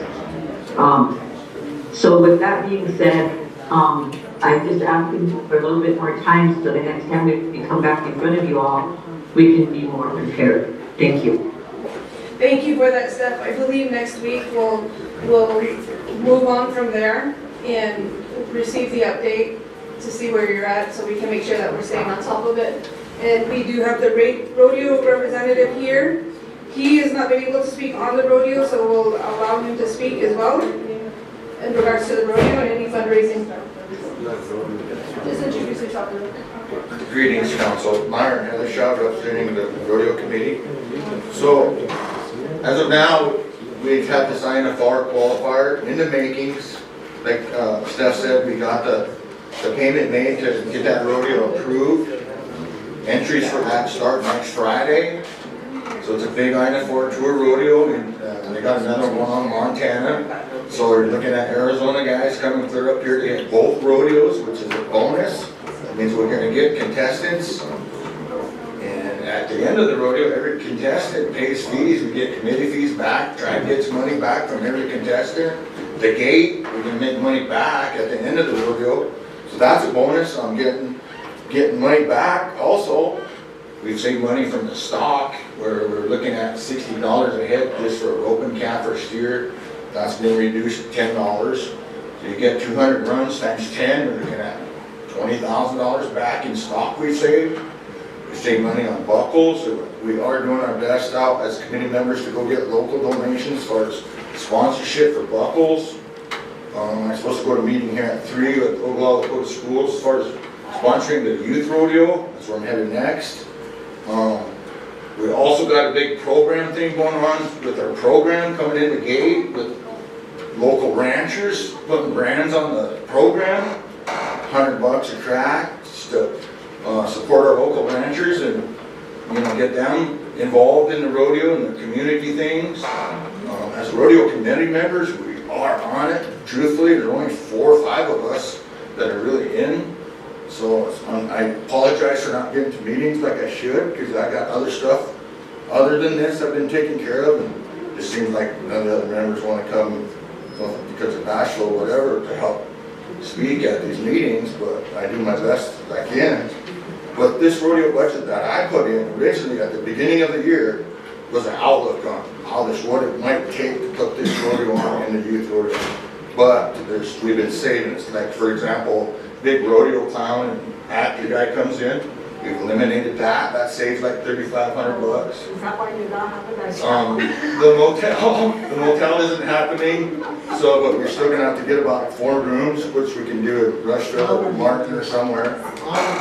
But that budget is gonna reduce significantly. It'll be under 150, I'm sure, time I get back on Monday, Tuesday, when we meet next Thursday. So, but this is in the makings. The youth rodeo is in the makings. We're all wheels turning. So, thank you for supporting the rodeo. I know it's all up powwow, but we got damn good rodeo cowboys here on Pine Ridge too. So, thank you very much. Go ahead. Cowboys. Go ahead, Anna. Thank you. That brings up a valid concern that we should separate these committees, but also have communication with the treasurer and the president's office. So I'll make a motion that we separate the powwow, the rodeo committee, and the horse races, but that they all work with the treasurer and the president. So we have a motion to separate the powwow, rodeo, and horse races. Is that to fundraise on for their own committees? Into their own committees. What does that mean that we're gonna, so the patron doesn't get to utilize all 3 events? Then? For the they're on their own bracelets? gates, they're on their own gates? You get your own gate, powwow committee gets their own gate? Why separate them? That's why we're coming together. I think. Steph wants to respond. So the bracelets have already been ordered to include all 3 events in the price. I don't know where the separation is coming from, because it has always, when we came aboard, this came in our laps, we were already going to raise money for the rodeo as well. And last year, or the year before, is when the horse racing came in. So I don't know, I guess my question is, what is the reason for this, for you making this motion? I didn't know that the bracelets were for all 3 events, and that's very exciting, honestly. I think that that's something that's a lot of people out there don't know as well, that the bracelets for, is that for the $40? Yeah, and the pre-sale right now is $30 for pre-sale.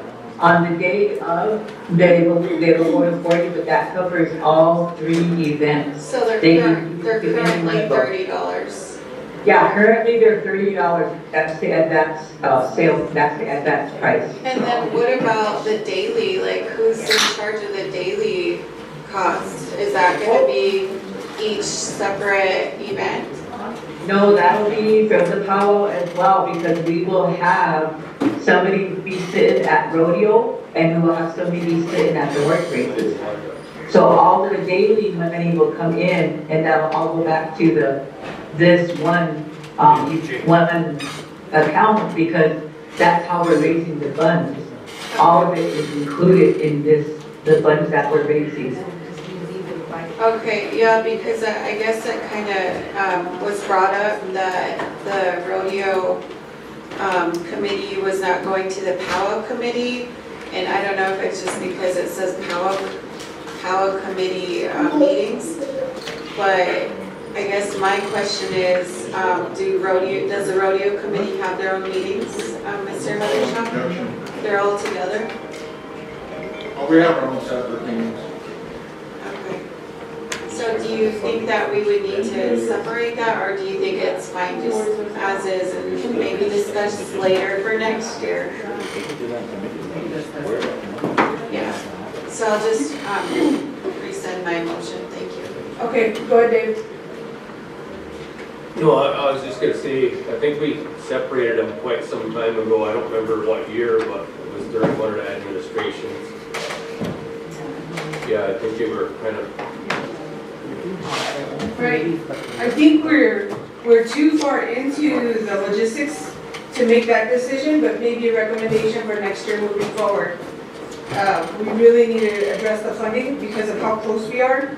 Keep in mind, we are a month and a half away. No, we're less 3 weeks. 3 weeks away. We cannot make any logistical changes to their committee. Just allow the treasurer to work with them to get the funding, make sure that the vendors are coming back. And that's where we're at with the committee, so that motion did pass. We will get a follow-up with you next week, and then finalize that second week, move it, doing that. So that addresses the powwow committee, and I want to say thank you to the committee. I know we've been on you pretty strong, because we have to give answers to our constituents.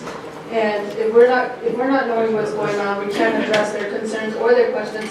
My last question, the vendors who are enrolled tribal members, do they get a discount if they're coming from out of state? Staff.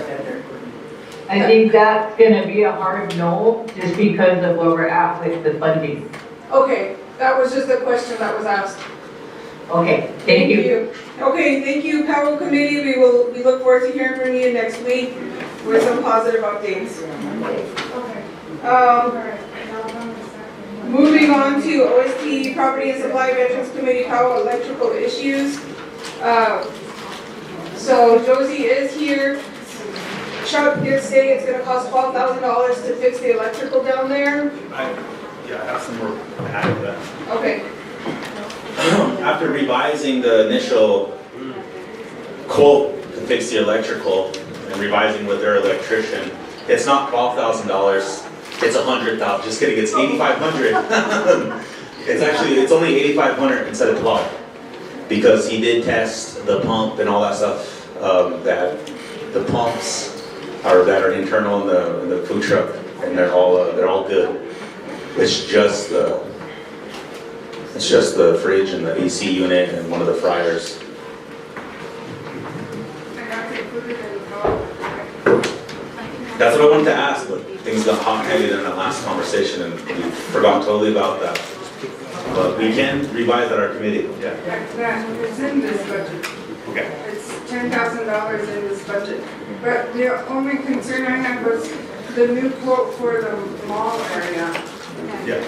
The fencing quote is $5,968, and the electrical quote for down there is $5,234. That's $11,000. I don't think that's accurate. Can we just build that packet like Steph was saying? Can we build it for you to make sure we get it to you? Yeah, so I'll meet with you guys on Monday. Okay. And in the meantime, I'll have my staff working on a script to contact the vendors. Okay. Okay, so we will move on.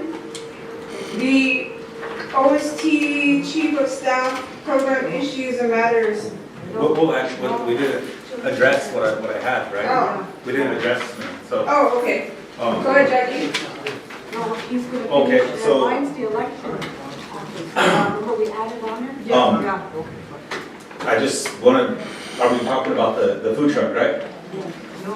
Okay. Your issue's different. Okay, well, I just didn't get my issue addressed, and so why I'm here is the last finance, when we talked about this, is that, so that budget is gonna be, should I pay this food trucks their damages, and then the Powell committee, when the Powell's over, they'll reimburse our Veterans Committee budget? Treasurer? More info. I wasn't here last week. No, so we're talking about the food truck that got burned up during the Veterans Powell from the electrical down at the.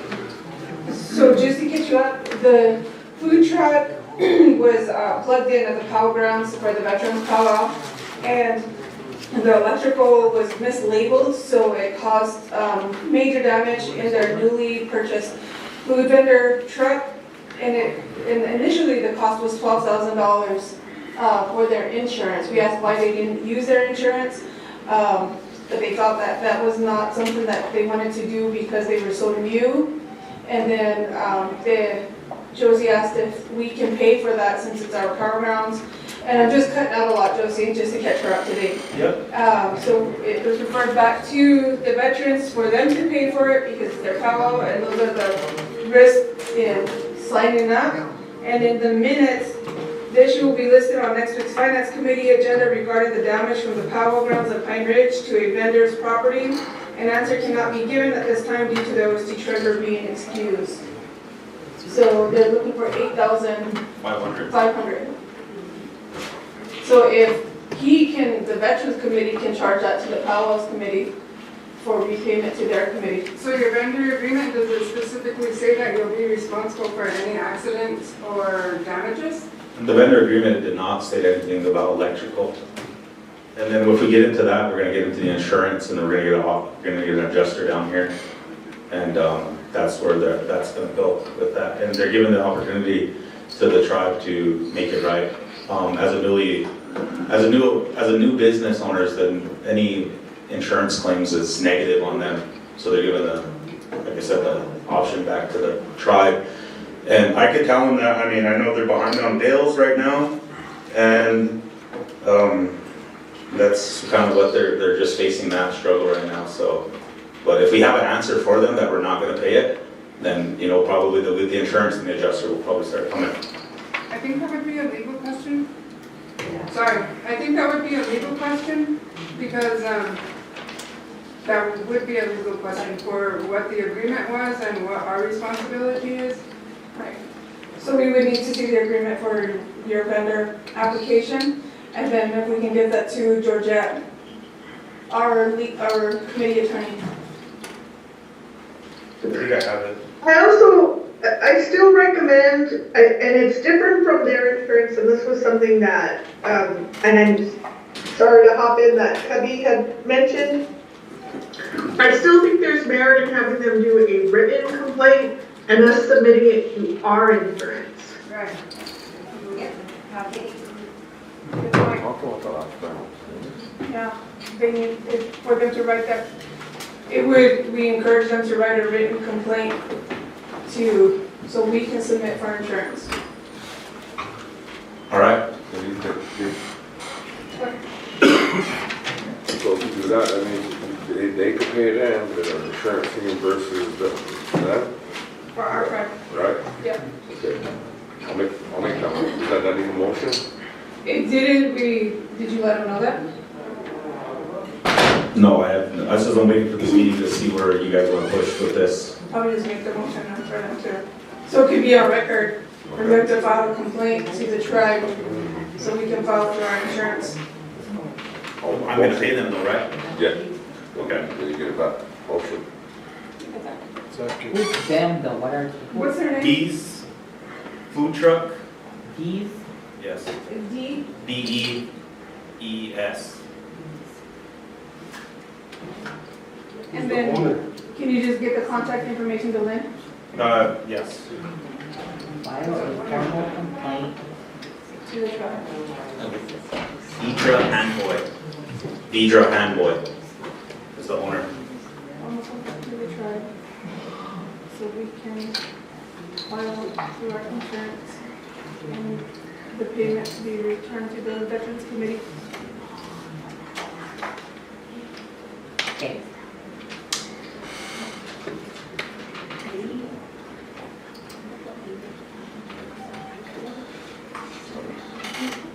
Is there a second? I'll second it, but I have a comment too. Okay. Last second. So, being an electrician myself, I've been down there through the years, looking at all of these boxes down there. And what's happening down there is each one of these vendors, they take apart our electrical boxes and they direct connect, which is an electrical violation. If OSHA came in and saw what was happening, it'd probably get shut down. You know, things like that. We've got to enforce that they use our type of plug. You know, each one of these vendors that comes, you know, they have bare wires, which is, man, it's such a safety issue. And that's the reason why this vendor had the blowout she did. You know, I don't even have to see it, I already know what happened. You know, and the liability for us as and our insurance company, you know, it's apparent with this insurance claim. You know, luckily nobody was injured, because when they take apart our panels, which I believe should have a lock on them, you know, where nobody can access them, and they will be required to use a twist lock plug to gain their power like it should be, none of this would have came forth, you know, with the safety issues and stuff like that.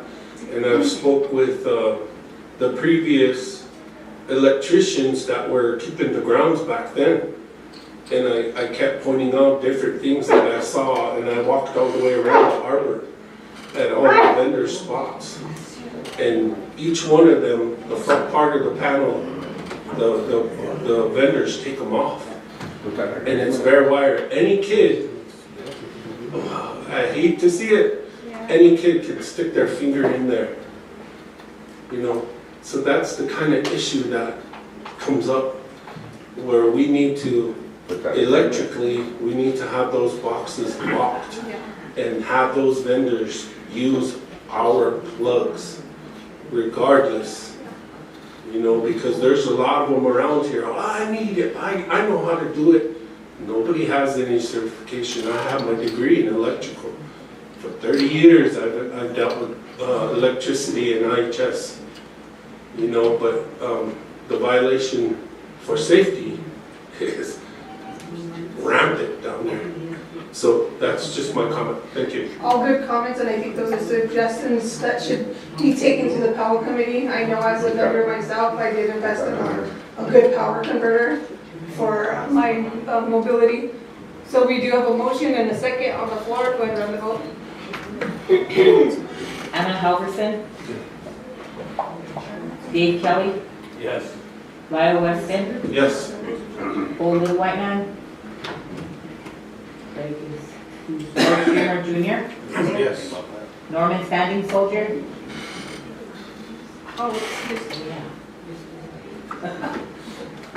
Jackie Sears. Donray Ghost Bear. Yes. Blaine Little Thunder. Yes. Sonia Little Hawk Weston. And Ed, 7 yes, 3 not voting. 7 yes, 3 not voting, motion passed. where's all these ones sitting here? So, Did they get excused? yes, or what? they did. All of them? they all did, they were, as you've seen them coming up, they were asking to be, they're all up to the Sundance out and out east. West. Yeah, west. Yeah. Okay, Okay. No, Craig is here, and Bo. Well, I don't know about Bo, Craig said there was some go upstairs, but he was gonna leave. He's standing right out here. Hey, who did they file a complaint to? Ed, Right? Or to him? Yeah. Okay, well, it's And him. then I forward it to you Yep. over here? Okay. Okay, always the chief of staff, program issues. under there? Yep. And they're under the election office. Yeah, They are here. yeah. Yeah, but what's going on, Chair, is, we talked to Jimmy today from the property, and he said he couldn't, get those lights turned on, the electrical, due to, Chuck not being here to authorize. So, we can't wait for Chuck, we gotta have somebody. No, I guess Cheryl is nobody's- working on that. That's what I told him, I said, Yeah. maybe Cheryl can work with you. I told him to get with Cheryl, so, because Cheryl's authorized to call on all of our bills. Okay, see, that's all we needed. And so they should be working on the check. Yeah. And the porch too, remember, there's no porch. Yeah, that would be, that would be Jimmy and I, but I could ask the grave diggers if they're available for him. Okay. The other problem. Use the mic, introduce yourself and use the mic. The other problem we had was yesterday, you said it needed cleaning. Can you introduce yourself first? Oh, this is Darla Blank from the Election Commission, a commissioner. Yesterday, we met with Jim and he said another problem they had was cleaning the building, cleaning the inside. In the beginning, he said that he could. Yeah. And then toward the end of the day, he said, well, you guys have money so you can pay somebody to clean it. No. So I'm not sure. That's why we were trying to meet with you. I know, I was here all day though. But you should be able to get the support staff here. Just tell them to go clean over there. But if there's no porch, they'll have to climb in. Can we get help from you guys to? Okay, I'll go tell them. Okay. But you can't get Okay. in. Yeah. So, and then the other thing is, we wanted the locks changed. Yeah. Let Chris, Whit know, Okay. or Jimmy, that they need to change the locks, right? Jim was just right here, where's he at? Where's he at, Jimmy? You Just go right back. here. Yeah, just let him know, maybe let Cora know so he could tell, she could tell him that he needs to change the locks. Cora? Change locks. Change the locks? Do we They need a did change motion the for the locks whenever cleaning? you guys got rid of the last station. Oh, they did? Yeah. So we're gonna, Do we need a motion for the cleaning? we're doing it now. Oh, okay, okay. So we have their lights addressed. Yeah. Cheryl's taking care of it. The porch, the grave diggers will, if time permitting, will go over there and fix it. And then the locks have been changed. Telephones? And Jimmy also said that south door needs to be repaired because it's no good. That's up to them, that door. That But I'll let them know. Okay. Okay. And their telephones, There's is that. that included in there? In their budget? It's in their budget. so they can get them turned on. Yeah, you guys passed that budget in December, remember? Yeah. And we put the whole election thing in there, I think the total was 300,000, Yeah. but I don't know if something needs 300,000. So did they work with Cheryl on that, or who did they work with? I was gonna work with them today at 1. Oh, But okay. I've been here all day, so Okay. I'm gonna have to do tomorrow. Okay.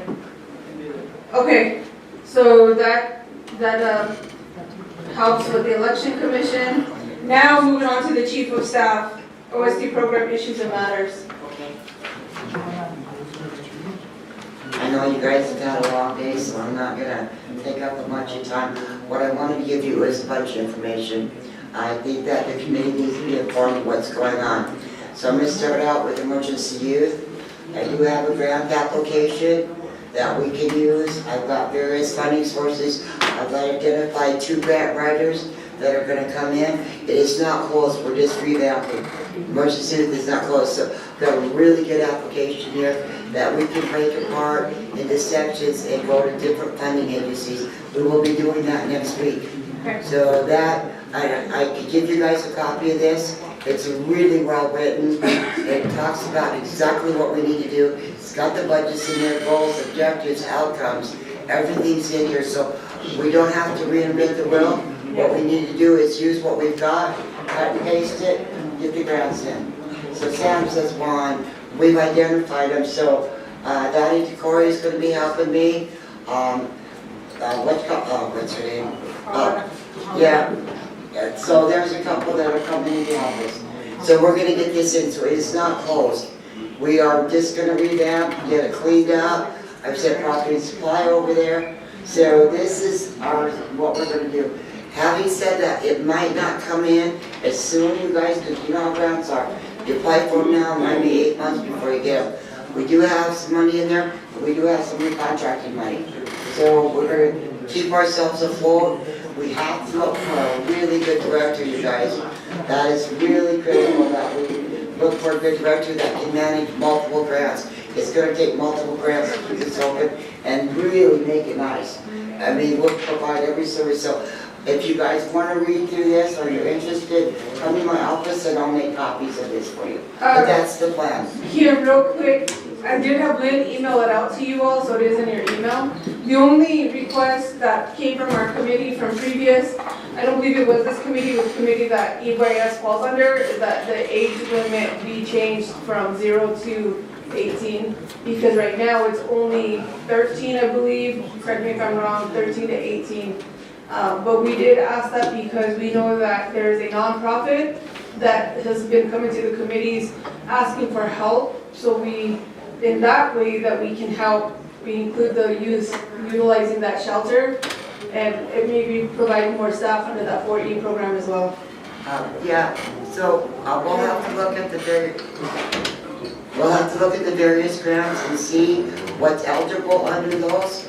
A lot of grants don't want to mix the babies with the teenagers. There's issues, safety issues, other things. So we'll come back to you as we look through the criteria of each grant and see exactly what they're going to allow us to take in, and then you guys can make a decision on what we need to do. Okay. Yeah, so Yeah, I just wanted to say thank you to the chief of staff about trying to reopen the emergency youth, because that's really important. We got messages last night when we got home, one of our district members, and she is very qualified about wanting to help with this opening it back up, and she wanted to apply for the job. She said it was advertised. Is it still advertised? I pulled the advertisement for right now until we get to where you guys are comfortable. Okay. And so, again, it's going to be based on our recontracting. Right now, all BRA, the ones in September are recontracting now. The ones in December will be recontracting now. We did save some money in that budget in case we needed to do that, Sonia. So I think I've got 60, maybe 70,000 left in our BI budget right now. I just didn't want to spend any more until we figured out what we need to do. So we had a little cushion to go with in case these grant writers might want a little bit for writing the grants, unless we could get the director in at the same time we're writing the grant, so she's familiar with what we're applying for. So we might do 4, sometimes we might get 1, sometimes we might get 2. Simon knows one time we got all 4 of them. Yeah. So it will cover cultural, it'll cover trauma-informed care, it'll cover, take him to the movie, take him to a powwow. So that, we'll have transportation, medical, emotional, physical, spiritual. So it's all inclusive in this application that I got. And we're going to use every single part of this, not for but one application, but for multiple, and separate them out. I got goals, objectives, timelines, outputs, everything in this grant application is going to pull apart and look to various emphases and then apply to those. So that's the plan. Okay, and then, did you say Pauletta's gonna work with you? Yeah, Pauletta's gonna work with me. Yeah, and then Donnie? Donnie's gonna work with me and myself. So, because on the ground, I don't know if I'm gonna have time, but even if we have to do it on a weekend, I don't care.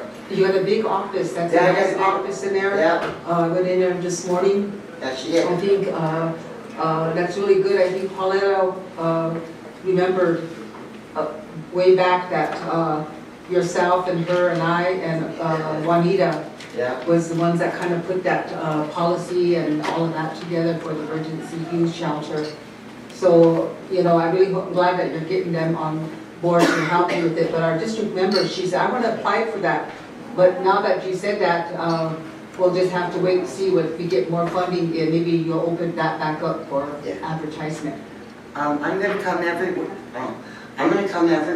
I know you might get sick of me, but I think you guys need to know what's going on. Yeah. So I'm gonna come every week to tell you what's going on. So when the constituents call you and say what's going on, we got a plan. Yeah. This is our plan and we're gonna stick to it. We're gonna do what we need to do. So that's emergency youth. My next issue, and I need your help on this, our 638 contracting, you've probably heard this, we've got a lot of programs that have outstanding narrative reports. Not only 1 or 2 or 3, but a lot. We entered into an agreement with the Bureau of Indian Affairs saying we would take care of these narratives. I've harped at these directors.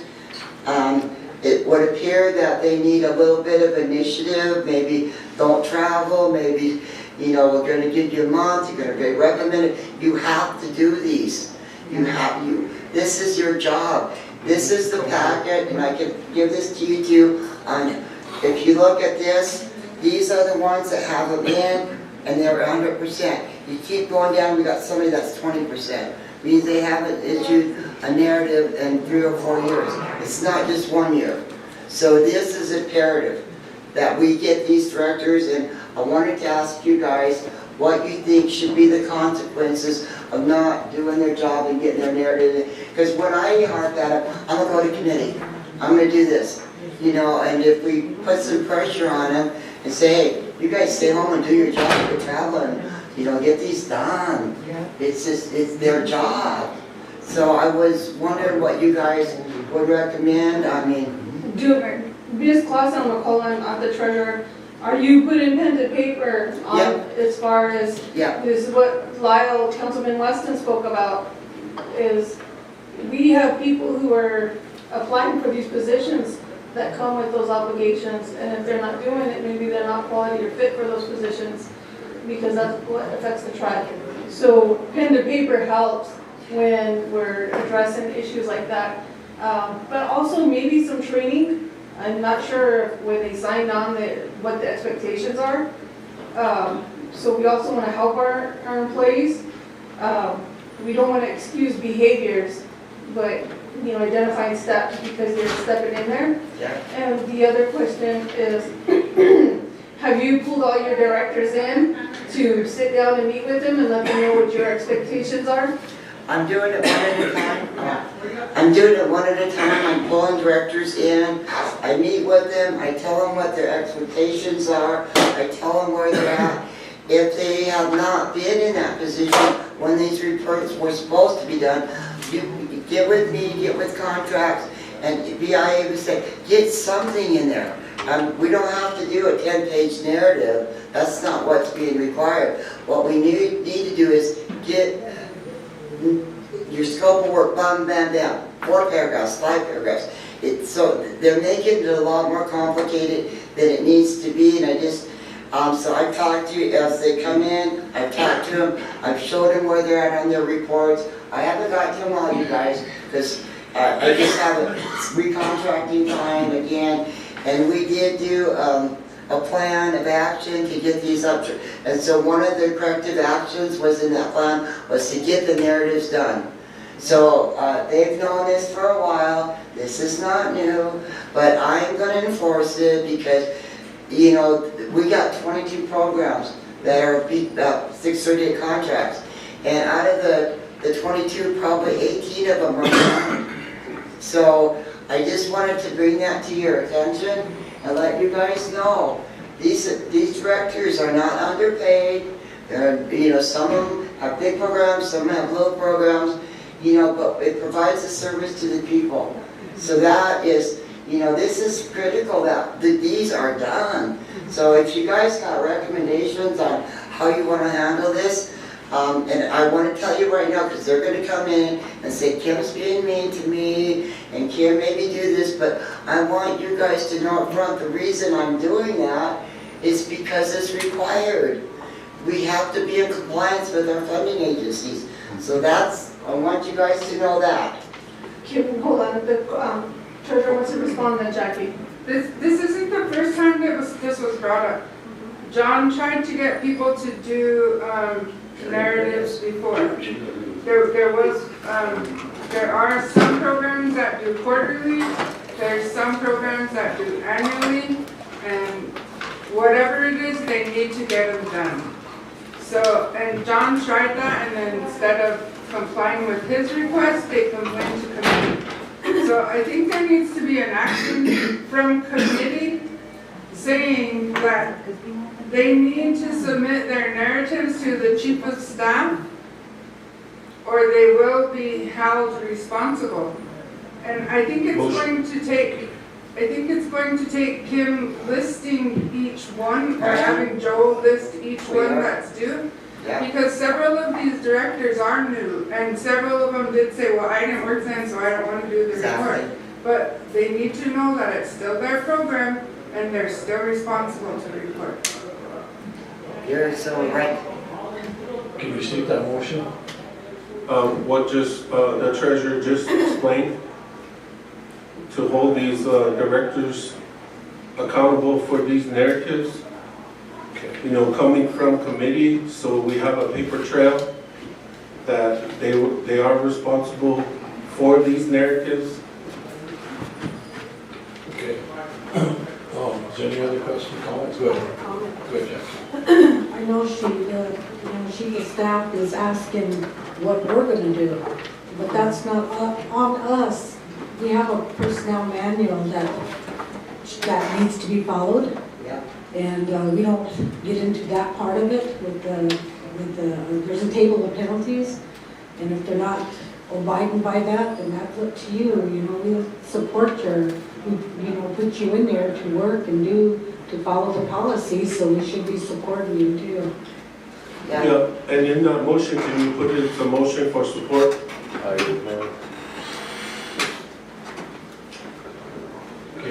That's why I'm bringing this to you guys, so that you guys will know.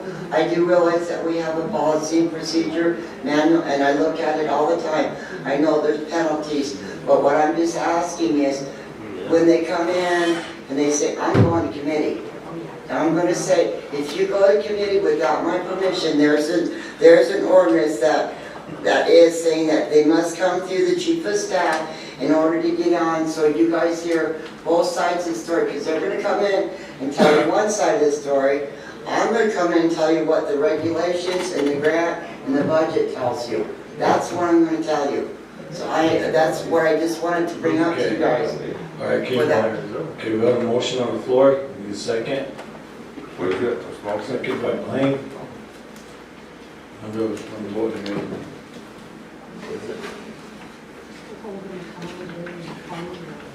Just a motion of support. Anna Hopkinson, Dave Kelly, Yes. Lyle Weston, Yes.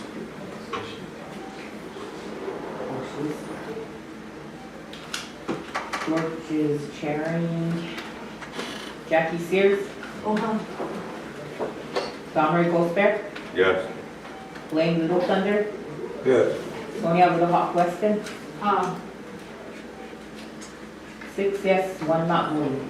Motion carries. Right, thank you guys for that. Thank you, Ken. And I'm gonna fight the good fight on this one, I'll try to get in. So I don't see, Shawnee Keith here. I got one more, a couple Oh, more, you? Okay, I go. got Oh, sorry, a couple more issues that I wanted to bring up with you guys. So we're recontracting right now in our PL 638 contracts. What I have seen in those contracts is disturbing to me. And I've talked to Sonia a little bit that. So I'm gonna give you an example of why I'm disturbed by this. I'm not gonna tell you the program, because this is kind of random across the board. So the director's making $76,000 a year, the admin assistant's making $35,000. The total admin cost is $114,000. The total administrative cost is $128,127. The direct services is $119,000. So what is happening, you guys, is these directors are coming in and wanting these salaries like this, and their grant doesn't change, they get the same amount. So the more they raise their salaries, the less direct services. So what we're doing is we're upside down now. We got direct services receiving less, and their services are being cut because these salaries are getting so high. So I wanted to recommend something for you guys to think about, and I do got the salary scale here, I know what it says, but maybe we need to limit 30% or 40% of the grant people's salaries. Anything over 50% shouldn't be allowed, because when you got 60% of your money going to admin and 40% going to direct services, then that means we're taking away from services that we could provide. And it's kind of been across the board when the resolution that, we call it Jake's Law, went in saying that we could raise salaries. What was failed to happen, when we passed that resolution, there was a letter drafted from our legal saying, don't do that. Who's that? Don't open that can of worms that way, because if you do, this is what's gonna happen. And so when that came in and one director got the salary raise, there's a whole line of them behind there doing the same thing. So it opened up a can of worms that it's causing these to be upside down. So I wanted to bring that to your attention as we recontract these programs. And make sure that we're not upside down in our services. It bothers me a great deal. I mean, $73,000 is a lot of money to be paid. It's probably more than you guys make, the president makes, anybody makes. And I agree in salary raises. I don't have a problem with the salary increase. That's not my problem. My problem is you have to base it on the money that you're getting in your grant. So, do you guys can understand what I'm saying? So I do have Don right next in line, and I just want to address, what we try to do is take care of our employees, especially the working staff. And Kim did bring it to my attention that with this effort, it was becoming more top heavy than it was taking care of our actual support staff. And it's unfortunate that it always happens that way, because we try to do a good thing, and then it just, unless we do it ourselves, it seems. Go ahead, Don, right? I'm sure about So I don't know what we do from here, because we asked our directors to come in and raise the pay for their programs, but we didn't realize that it was unbalanced, and their actual workers are not getting those raises. So I don't know where we go from here and how we address it.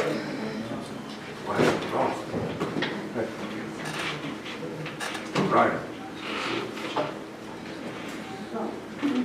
So, Dave, Go see, Ford's here, 'cause he was under. Well, you got two options when it comes to 638. I know what you're saying, Kim, and I mentioned that 60/40, 60 should be going on services to the people. But we also got people, that have a longevity in some of these positions. And, they get the 3.5 every year, and that possibly could be why their salary's so high. But on the other hand, the only other option we can do is reassess the entire program, and which I'd prefer not to do, but sometimes it's necessary, and reorganize the entire program, which means you're abolishing an old existing position and having to recreate a new one. That's the only option I see.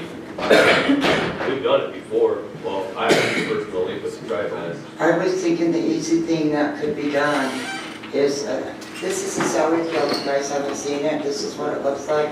This is time and grade, so it comes over to this, and this is, I'm not too sure how completely this works, but once you move down on these and you move over. But there's gotta be a ceiling, you guys. There's gotta be a ceiling, so we need a ceiling because it's snowballing right now. The only option I could come up with is 60% of your money's got to go to direct costs, regardless of where you're at on the salary scale. We need to figure it out, but we can revamp this, but oh my God, you guys, it would be major issues with this. So that's part of it. And I know everybody can read this from there. Yeah, Kim, we're scheduled to have a working session on through finance, on the financial management manual, but I really think we need to take a look at what you're saying on the salaries scale. And I think we need to somehow, you take that ordinance that we passed on that 26-08 Jake's Law. And we need to look at it and kind of maybe look at the salary scale. Because, you're right, we're coming in and they want higher salary. And I do think that some of the programs are, I think they do deserve it. They work hard, they try to bring in more revenue, but at the same time, they provide services to the people. So I do agree that, we do have that in place now. But I think that you should maybe come to that meeting or the working session and share this information with us on the salary scale, because you've been here before, you've been here a long time, you've been in this circle numerous times, and I think, so that we've already addressed the salary scale and all of this, so I think you should come to that, bring that with your comments that you have. So Sonia, I did ask Kim to assist me with that, because I know you sent me the comptroller to work on it, but she did bring some ideas, and she's gonna be there on the 25th and 26th. Yeah, that's let me know, Sonia, where you guys, okay, and then I want to put this letter that we got from our attorney about that resolution that was drafted because it was asked to be sent to the attorneys.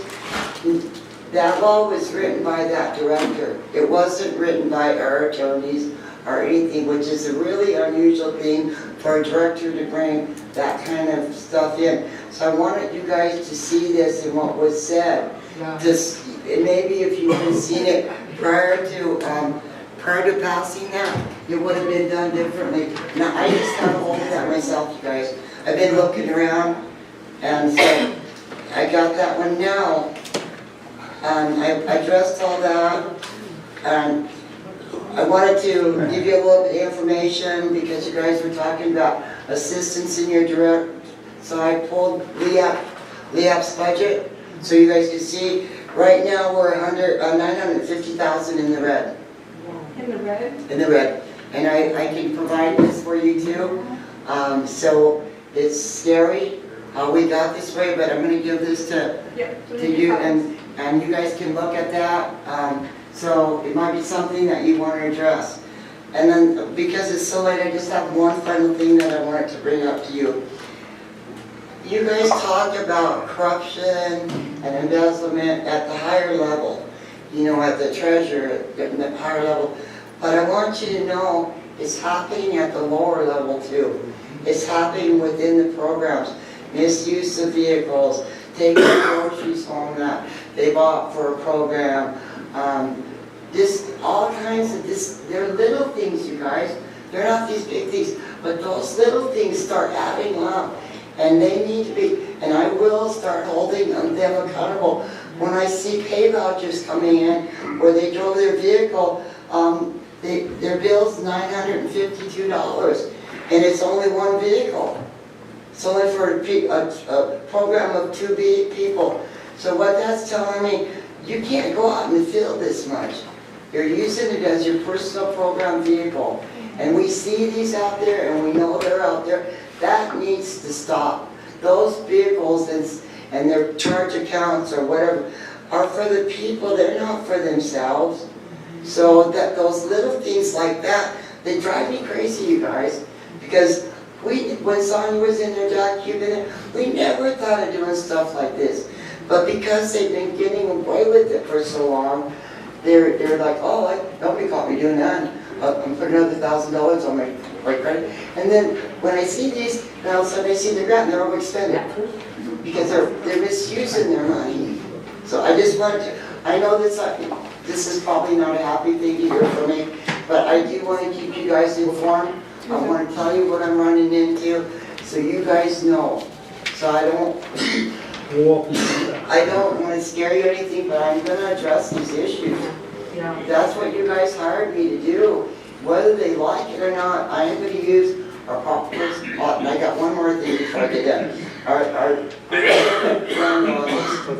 The third thing. Kim, before you go on, George did have a. George, sorry. And you talked about programs, but what about grants too?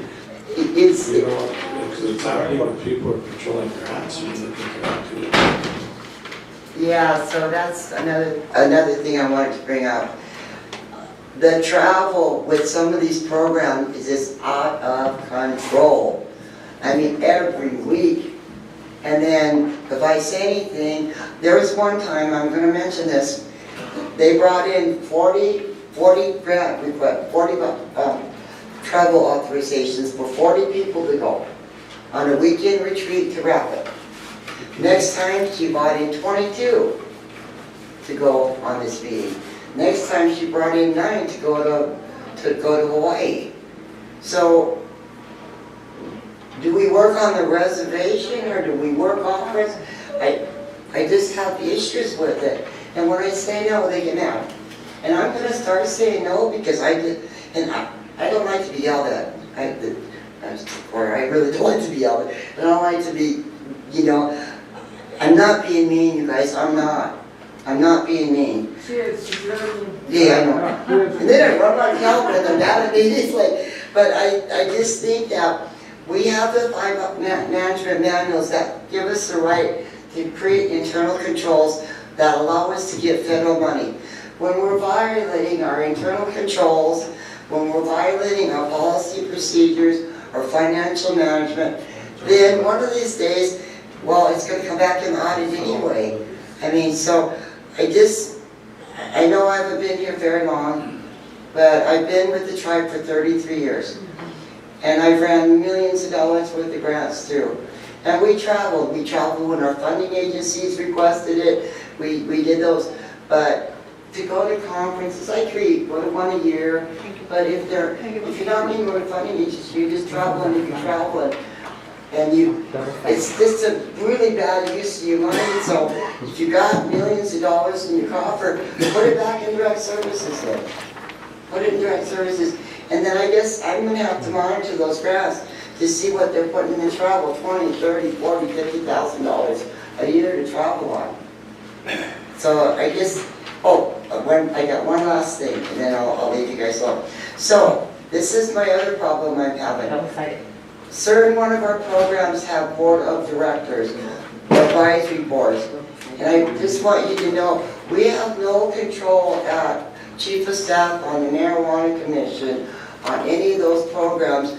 I don't know how that's structured, but when the grants are applied for, they say they will use the tribal's procurement internal controls.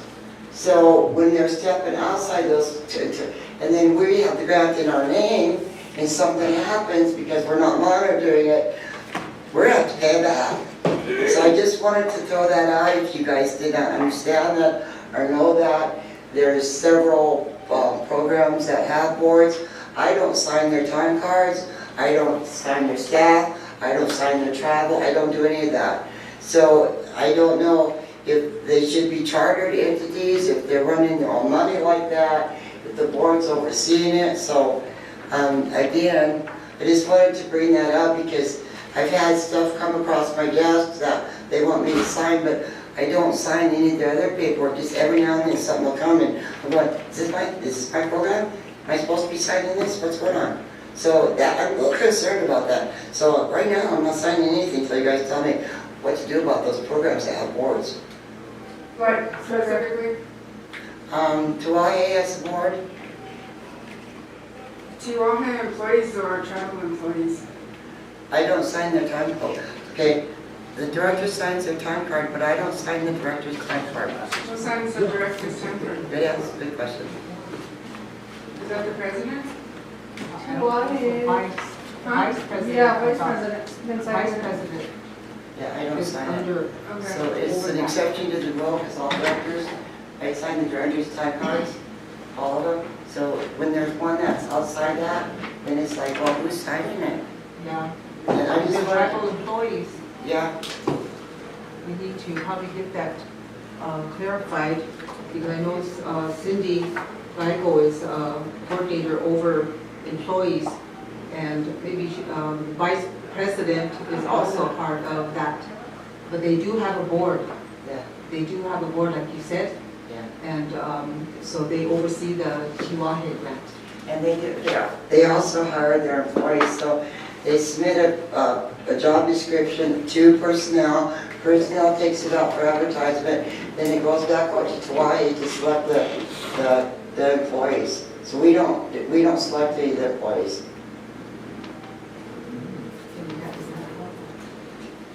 No answer, but we will follow up on that. Yeah, she could kind of certainly follow up with it. Anything else, Cory? I didn't bring that. Yeah.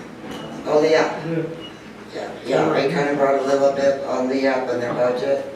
They're overexpended and. So just keep in mind, committee, we were briefed that she had 100,000, but she needed to, her last report last week was she needed to close out older applications, but we were never reported to that they were this far into the negative.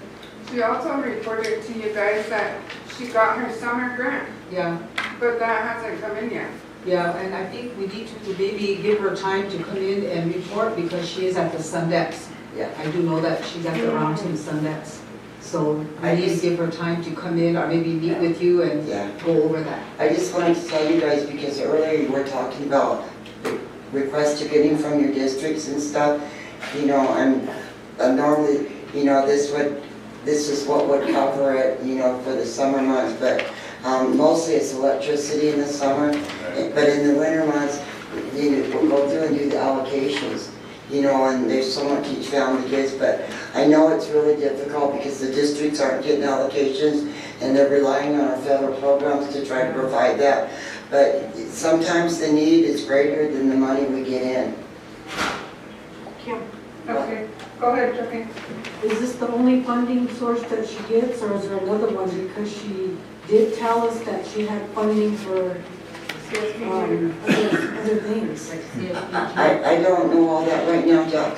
You know, I've only been here for a couple weeks, you know, 7 weeks now, and I'm learning, Yeah, but so I'll maybe- find out for you. Yeah, because I think she was paying lights for elderly or different things, but it might be from another grant. Could be, you might be right here, so, that's kind of what I had to present to you guys. I'm quicker than the powwow committee and everything, but, and I will try to come in, like I said, weekly, you know, and it takes me 10 or 15 minutes to get this out to you guys. But think about what I talked about, and, you know, if we want to readdress this next week, let's readdress it. And then anything that you can figure out, you know, sealing these, doing whatever we need to do, but maybe you don't think there are issues, maybe I'm the only one that thinks there are issues, but, so let me know, come over to my office and talk to me. Sonia came in. You're welcome in my office anytime you go through anything. I will show you anything. One thing I do want to say, Kim, is that I think you maybe need to reach out to all the programs, and if they have a voice mailbox, they need to just clean it up. They need to start answering all their phone calls, because you know what? Our people are calling them, and that's why I stopped by your office was a home improvement program. They call and it's just goes to the voicemail, but then you can't leave a message because the mailbox is full.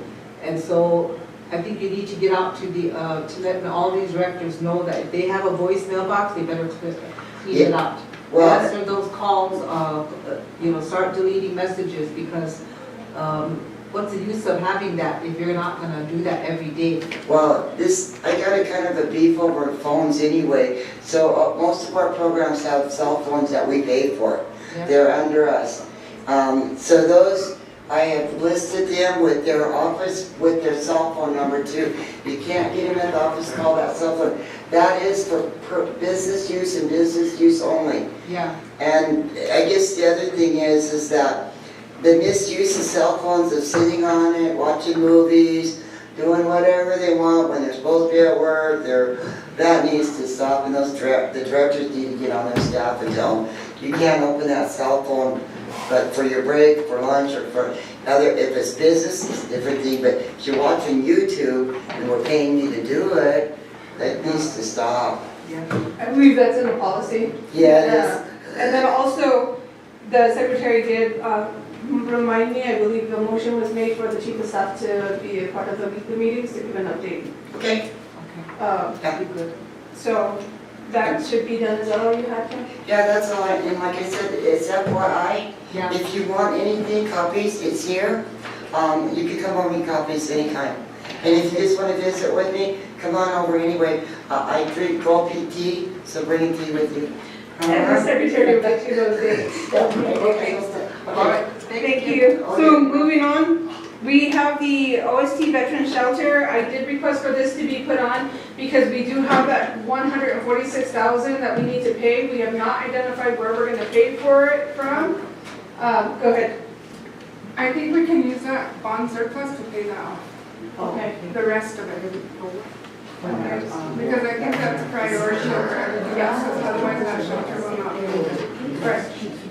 So keep in mind, this payment is in lieu of receiving that grant.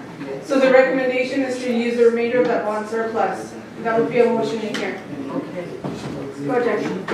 Oh, yeah, motion to utilize the remainder of the bond surplus to pay the dollar amount is in your email, but hold on, I'll get you the correct dollar amount.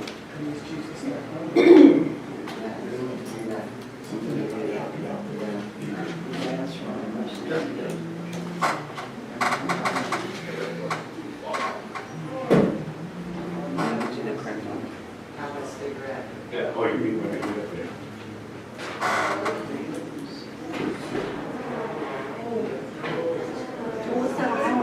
I'm getting it to you right now.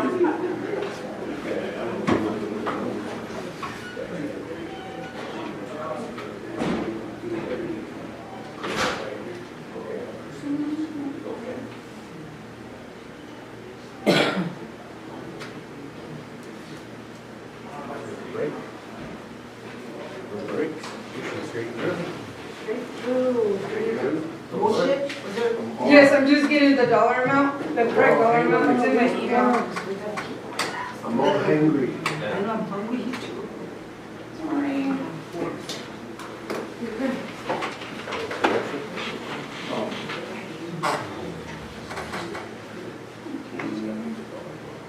We just had it. Georgette, do you remember that dollar amount? I know I had it emailed. I'm just going to my email right now. If anyone wants help, I sent it out to everyone also. I'm looking too. Let me look too, I can't remember off the top of my head either. For the veterans sponsor, the veterans that we can just say that she'll know, we can get it from the attorney and have her. Right. To Cora. Okay. Only 146,000. $146,458.71. There you go. Does that need, will that need to go to council, Cora? Does that go to council? Surplus.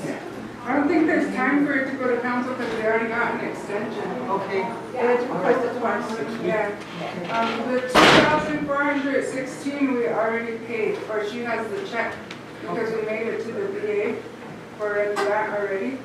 And then this other one is, sorry, this other one, that first one was for the VA, it was a payment for healthcare or something. And then that was the 2,416, and then the 146,458 was on a grant that was received, but they were supposed to return it. They didn't do the reporting on it or whatever. So I requested Jennifer to ask if we could just find the reports and submit the reports. Yeah. But she said they wanted the money back before they would consider us for the next grant. So if we don't pay it, we don't get the grant.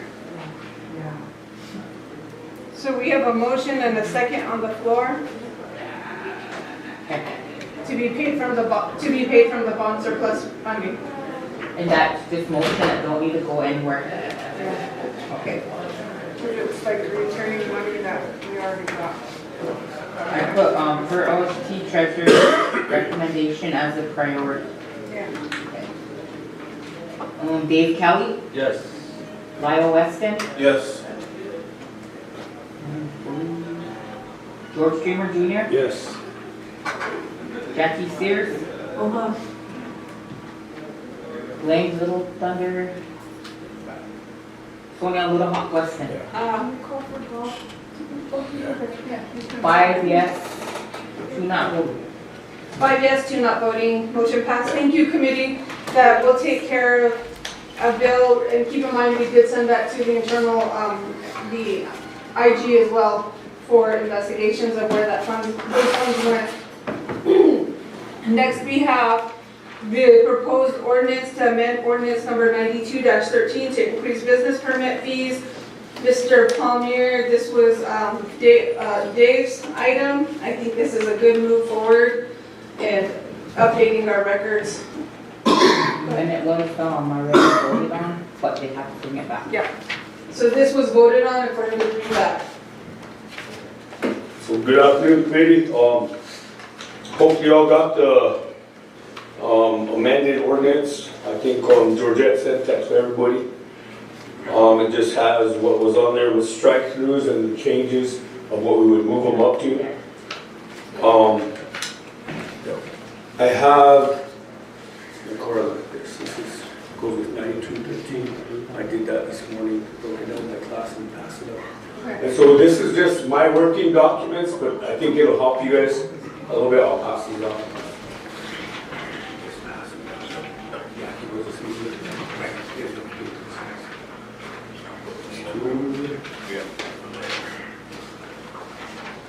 What, can you get one?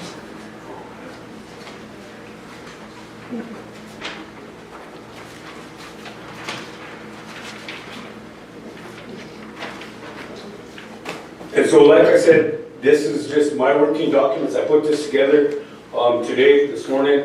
This is what we did last year in 2025 by class. And so you're looking at 9213, they're all labeled as a class of a license, business license that we issue. And this corresponds with the number of each class that we gave out last year. The cost of each license per class, and then the total of what that brought in for 25. And so you guys can do the math basically on how that would increase it. Class E is, as you can see, the biggest amount that we issue, and that's our local people that are starting up, our little vendors that sell food, our wounded knee vendors, people starting new businesses. I didn't change that amount. I didn't think it would be fair to our local people to jump in, have to pay more right away. And then that's the explanation for that. Class K is our biggest dollar-wise, I believe. And that's off-reservation businesses, whether you're a tribal member or not. Now that number is done on the Excel formula because that's a percentage. There are, I would say, I believe 14 that came in under 1,000 based on the percentage. So 2% of your business you do is the cost of your license. And so that meant if you do $50,000 or more, you pay the 1,000. So we had some that were doing in the $30,000 range and stuff. So that's not a true reflection. It's just multiplied out on the Excel formula. And there was a few that came in under 1,000. I did get rid of these smaller ones, these rodeo permit. I'm not going out to a rodeo and shutting them down for $10. Dance permits, nobody dances anymore. The daily peddler permit, I'm not going to go bother somebody for $5. We did increase the monthly peddler permit. Did you get one of these, Kathy? Yeah. Okay. And so if you guys want to look at the numbers, you can kind of do the math per class, see what the increase was, but yeah, and Dave's right, we're long overdue for an increase.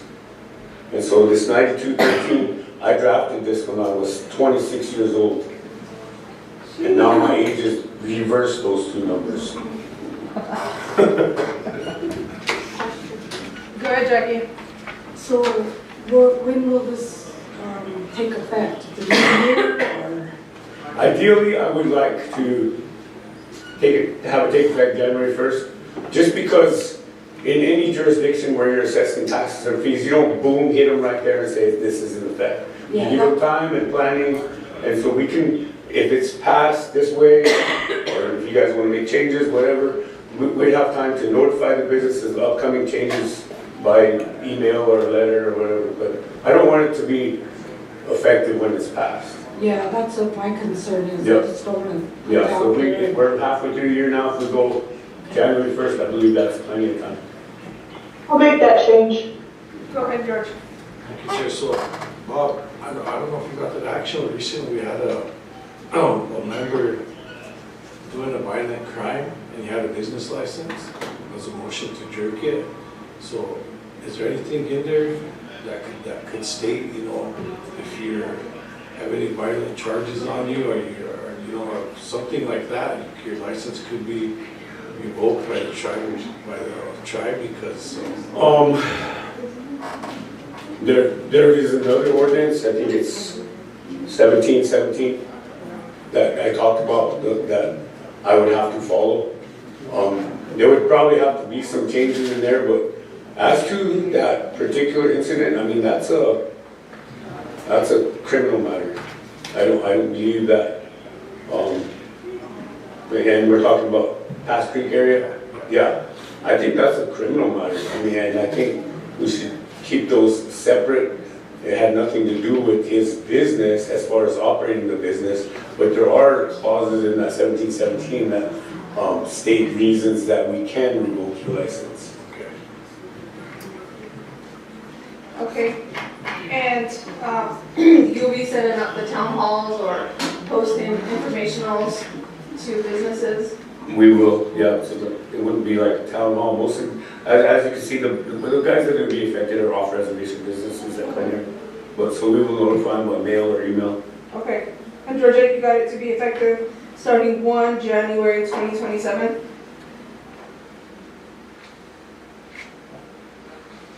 Yep, I made that change. Okay. Motion to approve. So we have a motion to approve. Is there a second? Second by Dave? No, Second by George. Go ahead, Dave. Yeah, no, I had a question. My whole intent on this was to, look after the general health and welfare of our people using a camera system, and I asked that we create this so that we have a dedicated revenue stream to start protecting our people out in the districts. And I spoke about us having to create the laws to prosecute the offenders within our court systems. Because I can't justify, and just this morning we heard Mr. Steele talk about another shooting up in Northridge, and nobody's gonna come forward, but if we had video evidence of it, then we could catch that perpetrator. And there's no reflection of any of that in here. Dave, if I may, if you go to the second to last, be it further ordained.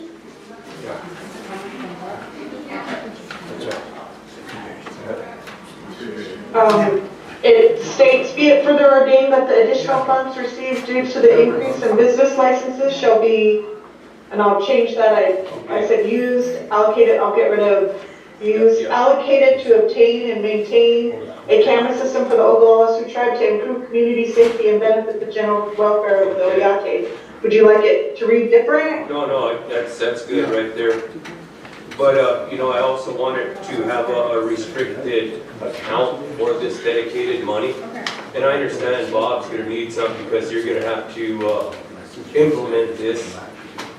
So I just, maybe go a percentage will be dedicated strictly for this. But what I don't see, Bob, is the projections on how much we can actually bring in based on the total vendor amount that we have existing. And that would be nice to know, so that we could at least, sit down together and work out your share and what it's gonna cost to maintain this system over the years. Are we talking this come up for the cameras? Yeah, both. I don't see how that would be under my office. Well, in addition, it wasn't in the motion sent to me from finance that was what I was supposed to provide. Come on, Bob, I'm just trying to work with you. Yeah. You're the revenue director. So, I think that, we could provide funds. I can get you numbers on what the difference would be, Yeah. but I don't think maintaining the camera system is responsibility of the Department of Revenue. Yeah, no, And I wasn't given any numbers on what we're trying to achieve and the cost of that. And then I could reflect in these to increase it for Yeah, goal. the last number I got from, Annie was, over 23,000. And that was a substantial amount that we do have people coming in. And out of all them business license, and I only suggested we increase it $10 per license, but now that we're gonna double and triple it, that's even more beneficial in the long run because it's a dedicated revenue stream. So what I was asking is if we can at least, maybe work with the treasurer and finance chair to find out how much exactly a projection we can actually depend on. And kind of have a rough number so that we can base what our total cost will be with Steve at emergency management and public safety. Because I know they're not cheap, and that's why, I just used this avenue to try to produce something, knowing where our finances are today. I just trying to help the people out, and you live right here in Pine Ridge. If we can have cameras, that'll deter a lot of this stuff. Every other city has it, and we're getting to the point now where I hate to do it, but it needs to be done. We need something done. Before you respond, Bob, understanding that the upfront cost will be heavy, and then maintaining it thereafter, I think we're on a good path. We will need to get with housing as well because they are putting out their camera systems and emergency management. How do we tie that all in to one central command? So those are things to be discussed. I think this is a good start, and I'm really glad that they brought it forward. Now it's a matter of identifying the amount of funds that are being allocated specifically to that. There'd be another clickable button on the computer that would do that. But I did hear you say the $10 thing, but I wanted to include that total number of 466 If we had a $10 for the license, we're generating $4,600. And so I just took it upon myself to Yeah, no, increase it more, and I mean, I didn't mean any disrespect or anything like that. But I think it would be up to you guys to, in this ordinance, to obligate this money specifically for that. You know, and then the treasurer can put it into a different restricted type general fund account. Yeah, I agree. My last one is the Class E, is kind of where I was basing everything at. That's the $50 one, the bare minimum $1.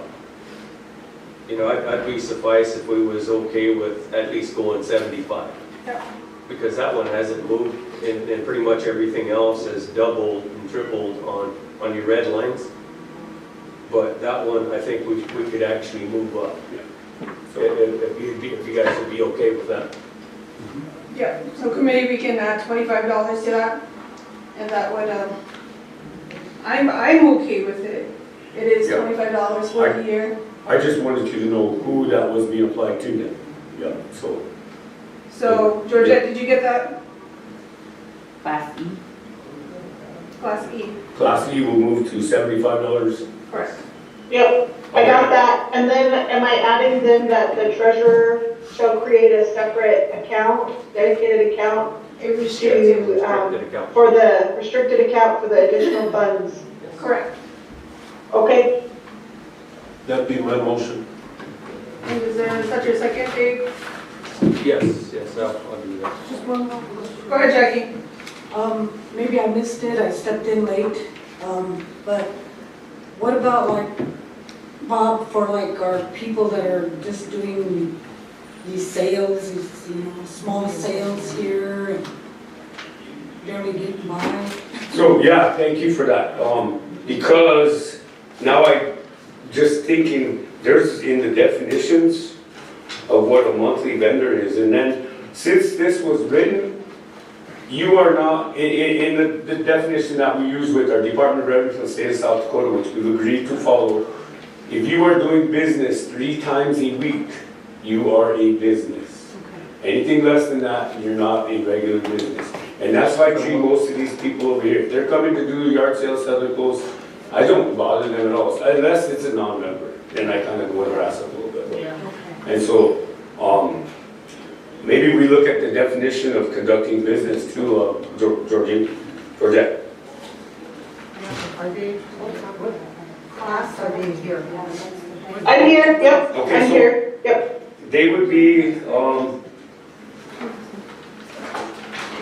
a monthly peddler is a class L, I believe. Did I move that over? $25? Yeah, but I took out the non-member on something where we wouldn't even, the wood vendors. Yeah. If we got enough people here that want to sell wood, we shouldn't even offer a wood vendor license to a non-member. Yeah. So I took that out. A question, Bob. Yep. Do the vendors for the powwows pay a license fee? No, they pay to the powwow and we just let it go with that. Did you say you took the non-member wood vendors Yeah, I didn't out? include that in the changes. Oh, you have it in the red one. Well, where's that one? Oh, Class O. hey, Georgette, did we Yeah. send out the fee schedule I printed and emailed to you? Because I omitted some, I guess I should have made that clear. I, no, because that's a link. I just put the fee schedule in the resolution. Oh, okay, So all right, the spreadsheet you have, I didn't, you would have to send that, because that's yeah. through your system. I'm sorry, committee, but I did take out those, so we have class miscellaneous, there was a rodeo, there was a dance permit. This is what's announced. This is within 9213, yeah, I have that here. Yeah, I have that too. So in 9213, Motion to table until he brings it back. yeah, thank you, because I want to work on the definition too. Yeah, definition. motion to table and have. So we Next week? Yeah. we get back to motion next to week. table and return in how, next week or 2 weeks? 2 weeks. In 2 weeks. So to return on the 23rd. Yeah. Sorry, my bad. I was like, Okay. I didn't even think about that So definition. table motion does end discussion. Who Show was the second? Jackie.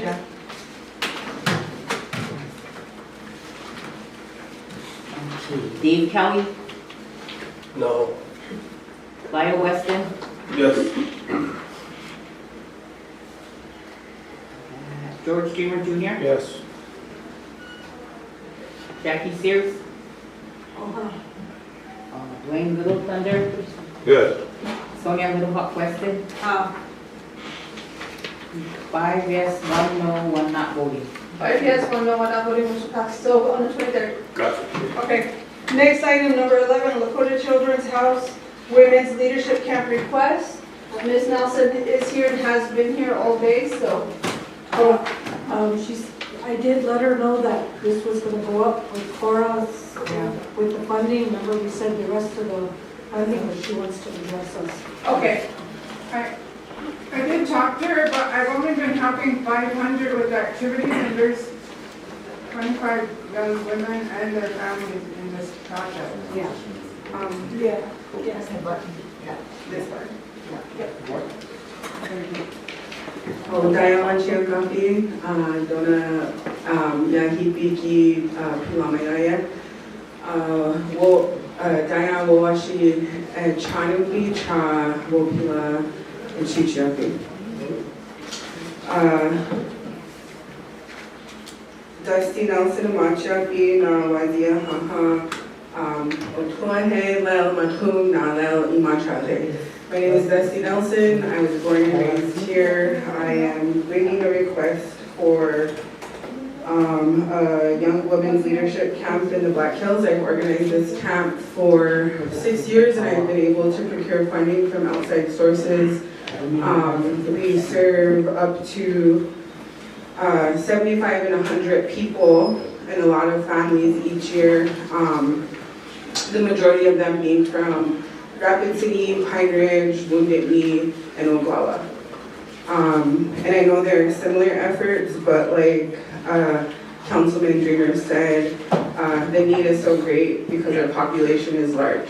So I don't know if you received my papers. Yeah, I have a budget there, and I haven't been able to work to fund it because the places that I procured funding from before had their funding cut. So I'm here to compel this committee to support my budget in any way that you can. Go ahead, Jackie. You know, that's why we wanted to request, because we have all these other requests that are over the amount that the treasurer is authorized to help. So that's why we wanted to include that with the funding for the treasurer to work with those, with this amount. Yeah. So that's why we made that, Sonia made that motion to include that. Right, that was the, regarding the powwow. These requests for the powwow, hers is not the powwow. This is not the powwow.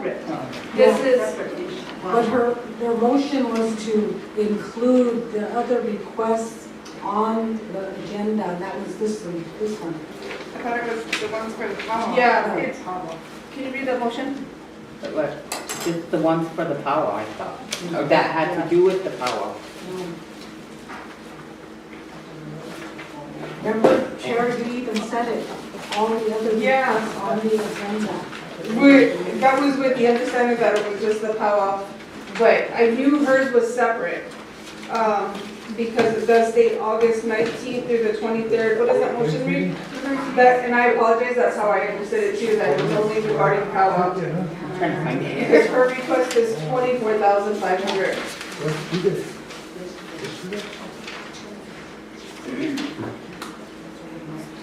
So do we just make another motion to work with the treasurer on this amount, treasurer?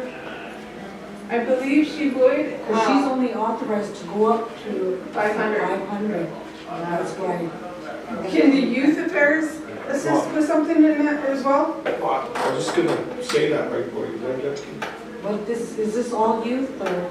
Yes, the ages are 13 to 18, and my effort is paired with a birth work event as well, and we'll be servicing young families who are expecting children.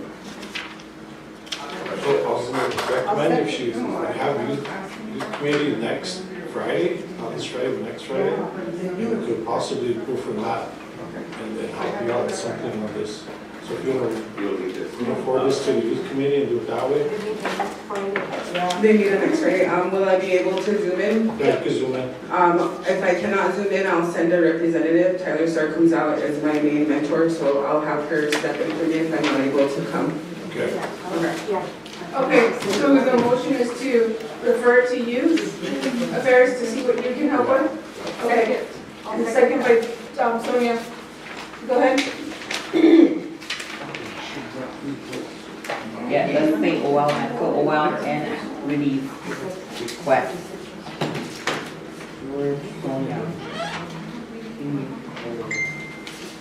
Okay. Dave Kelly, Yes.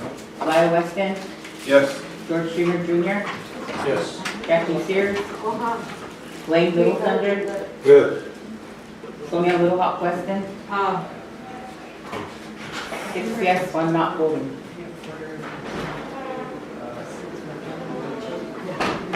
Thank you, all of you. Thank you, all of you, for your hard work, and it was really an honor to sit here and watch you all discuss and go over everything, and I'm glad that I had this experience all day, and I feel really inspired to perhaps step a foot in here in the future. Thank you. Thank you before you leave. Go ahead. I was looking at the budget that you submitted, and it's broken down by quarterly and yearly.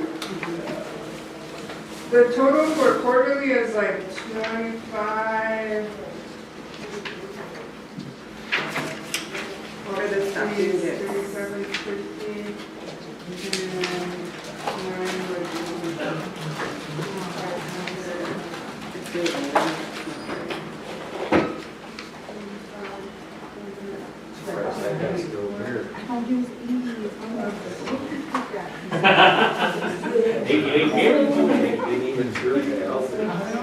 They drew it to me and said, you want this? I'm like, all right.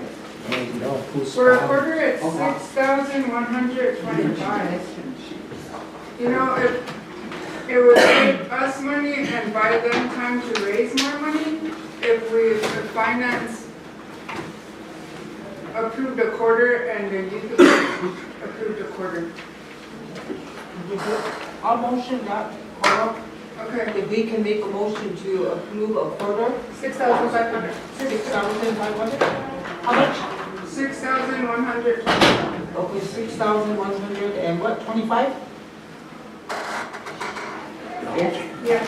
Okay, I'll make that motion to approve Thank you. that amount and, From general fund? to the youth. Correct? Yeah. Huh? From general fund? Yeah. Okay, that'll be my motion. Okay. Georgia Sewer. Yeah. And then the second quarter youth affairs. Yeah. We got a sandwich up there. Dave Kelly, Yes. Lyle Weston, Yes. George Streamer Jr., Yes. Jackie Sears, Blaine Little Thunder, Good. Sonia Little Hawk Weston. 6 yes, 1 not voting. 6 yes, 1 not voting, motion passed.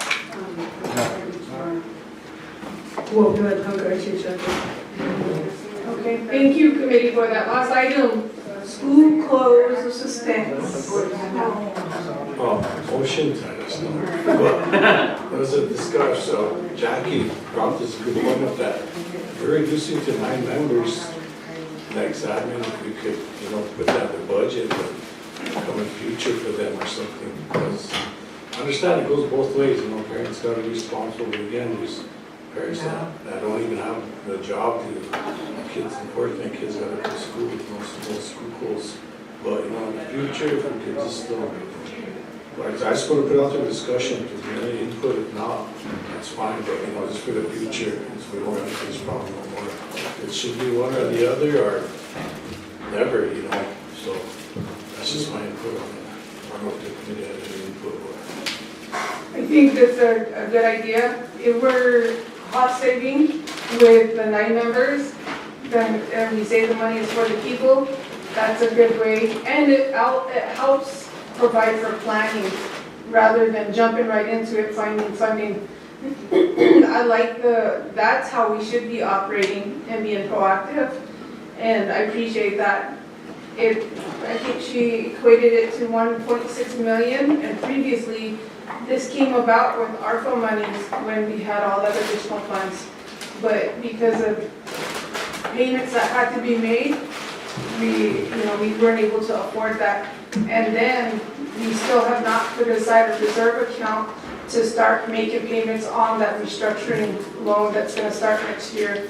Go ahead, Dave.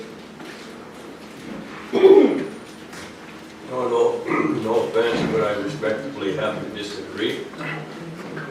We should be investing our money into business, trying to build a line of equity and then turn around and start giving out stuff. But in the 20+ years I've been around with the tribe, I don't really see much happening other than the private sector. We had a board called Ichaga that was supposed to be doing all this, and they're failing in my eyes. So at what point are we going to invest in ourselves so that we can invest in people?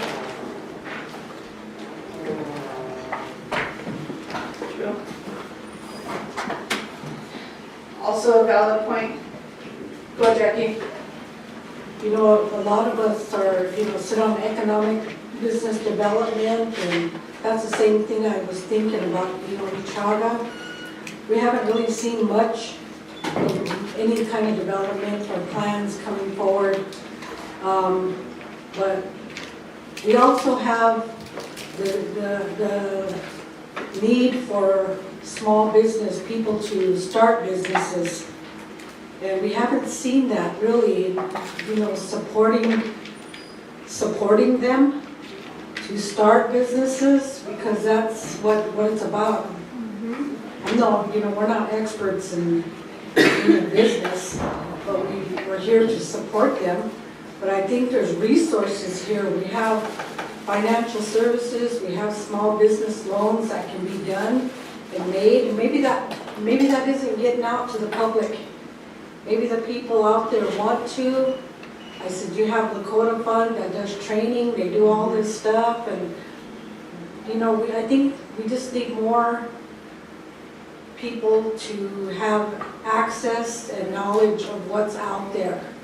Because I know people want to start businesses, and I think that's where it comes from, is the people out there start these businesses to get that economic development going, so they can hire people and create jobs and things like that.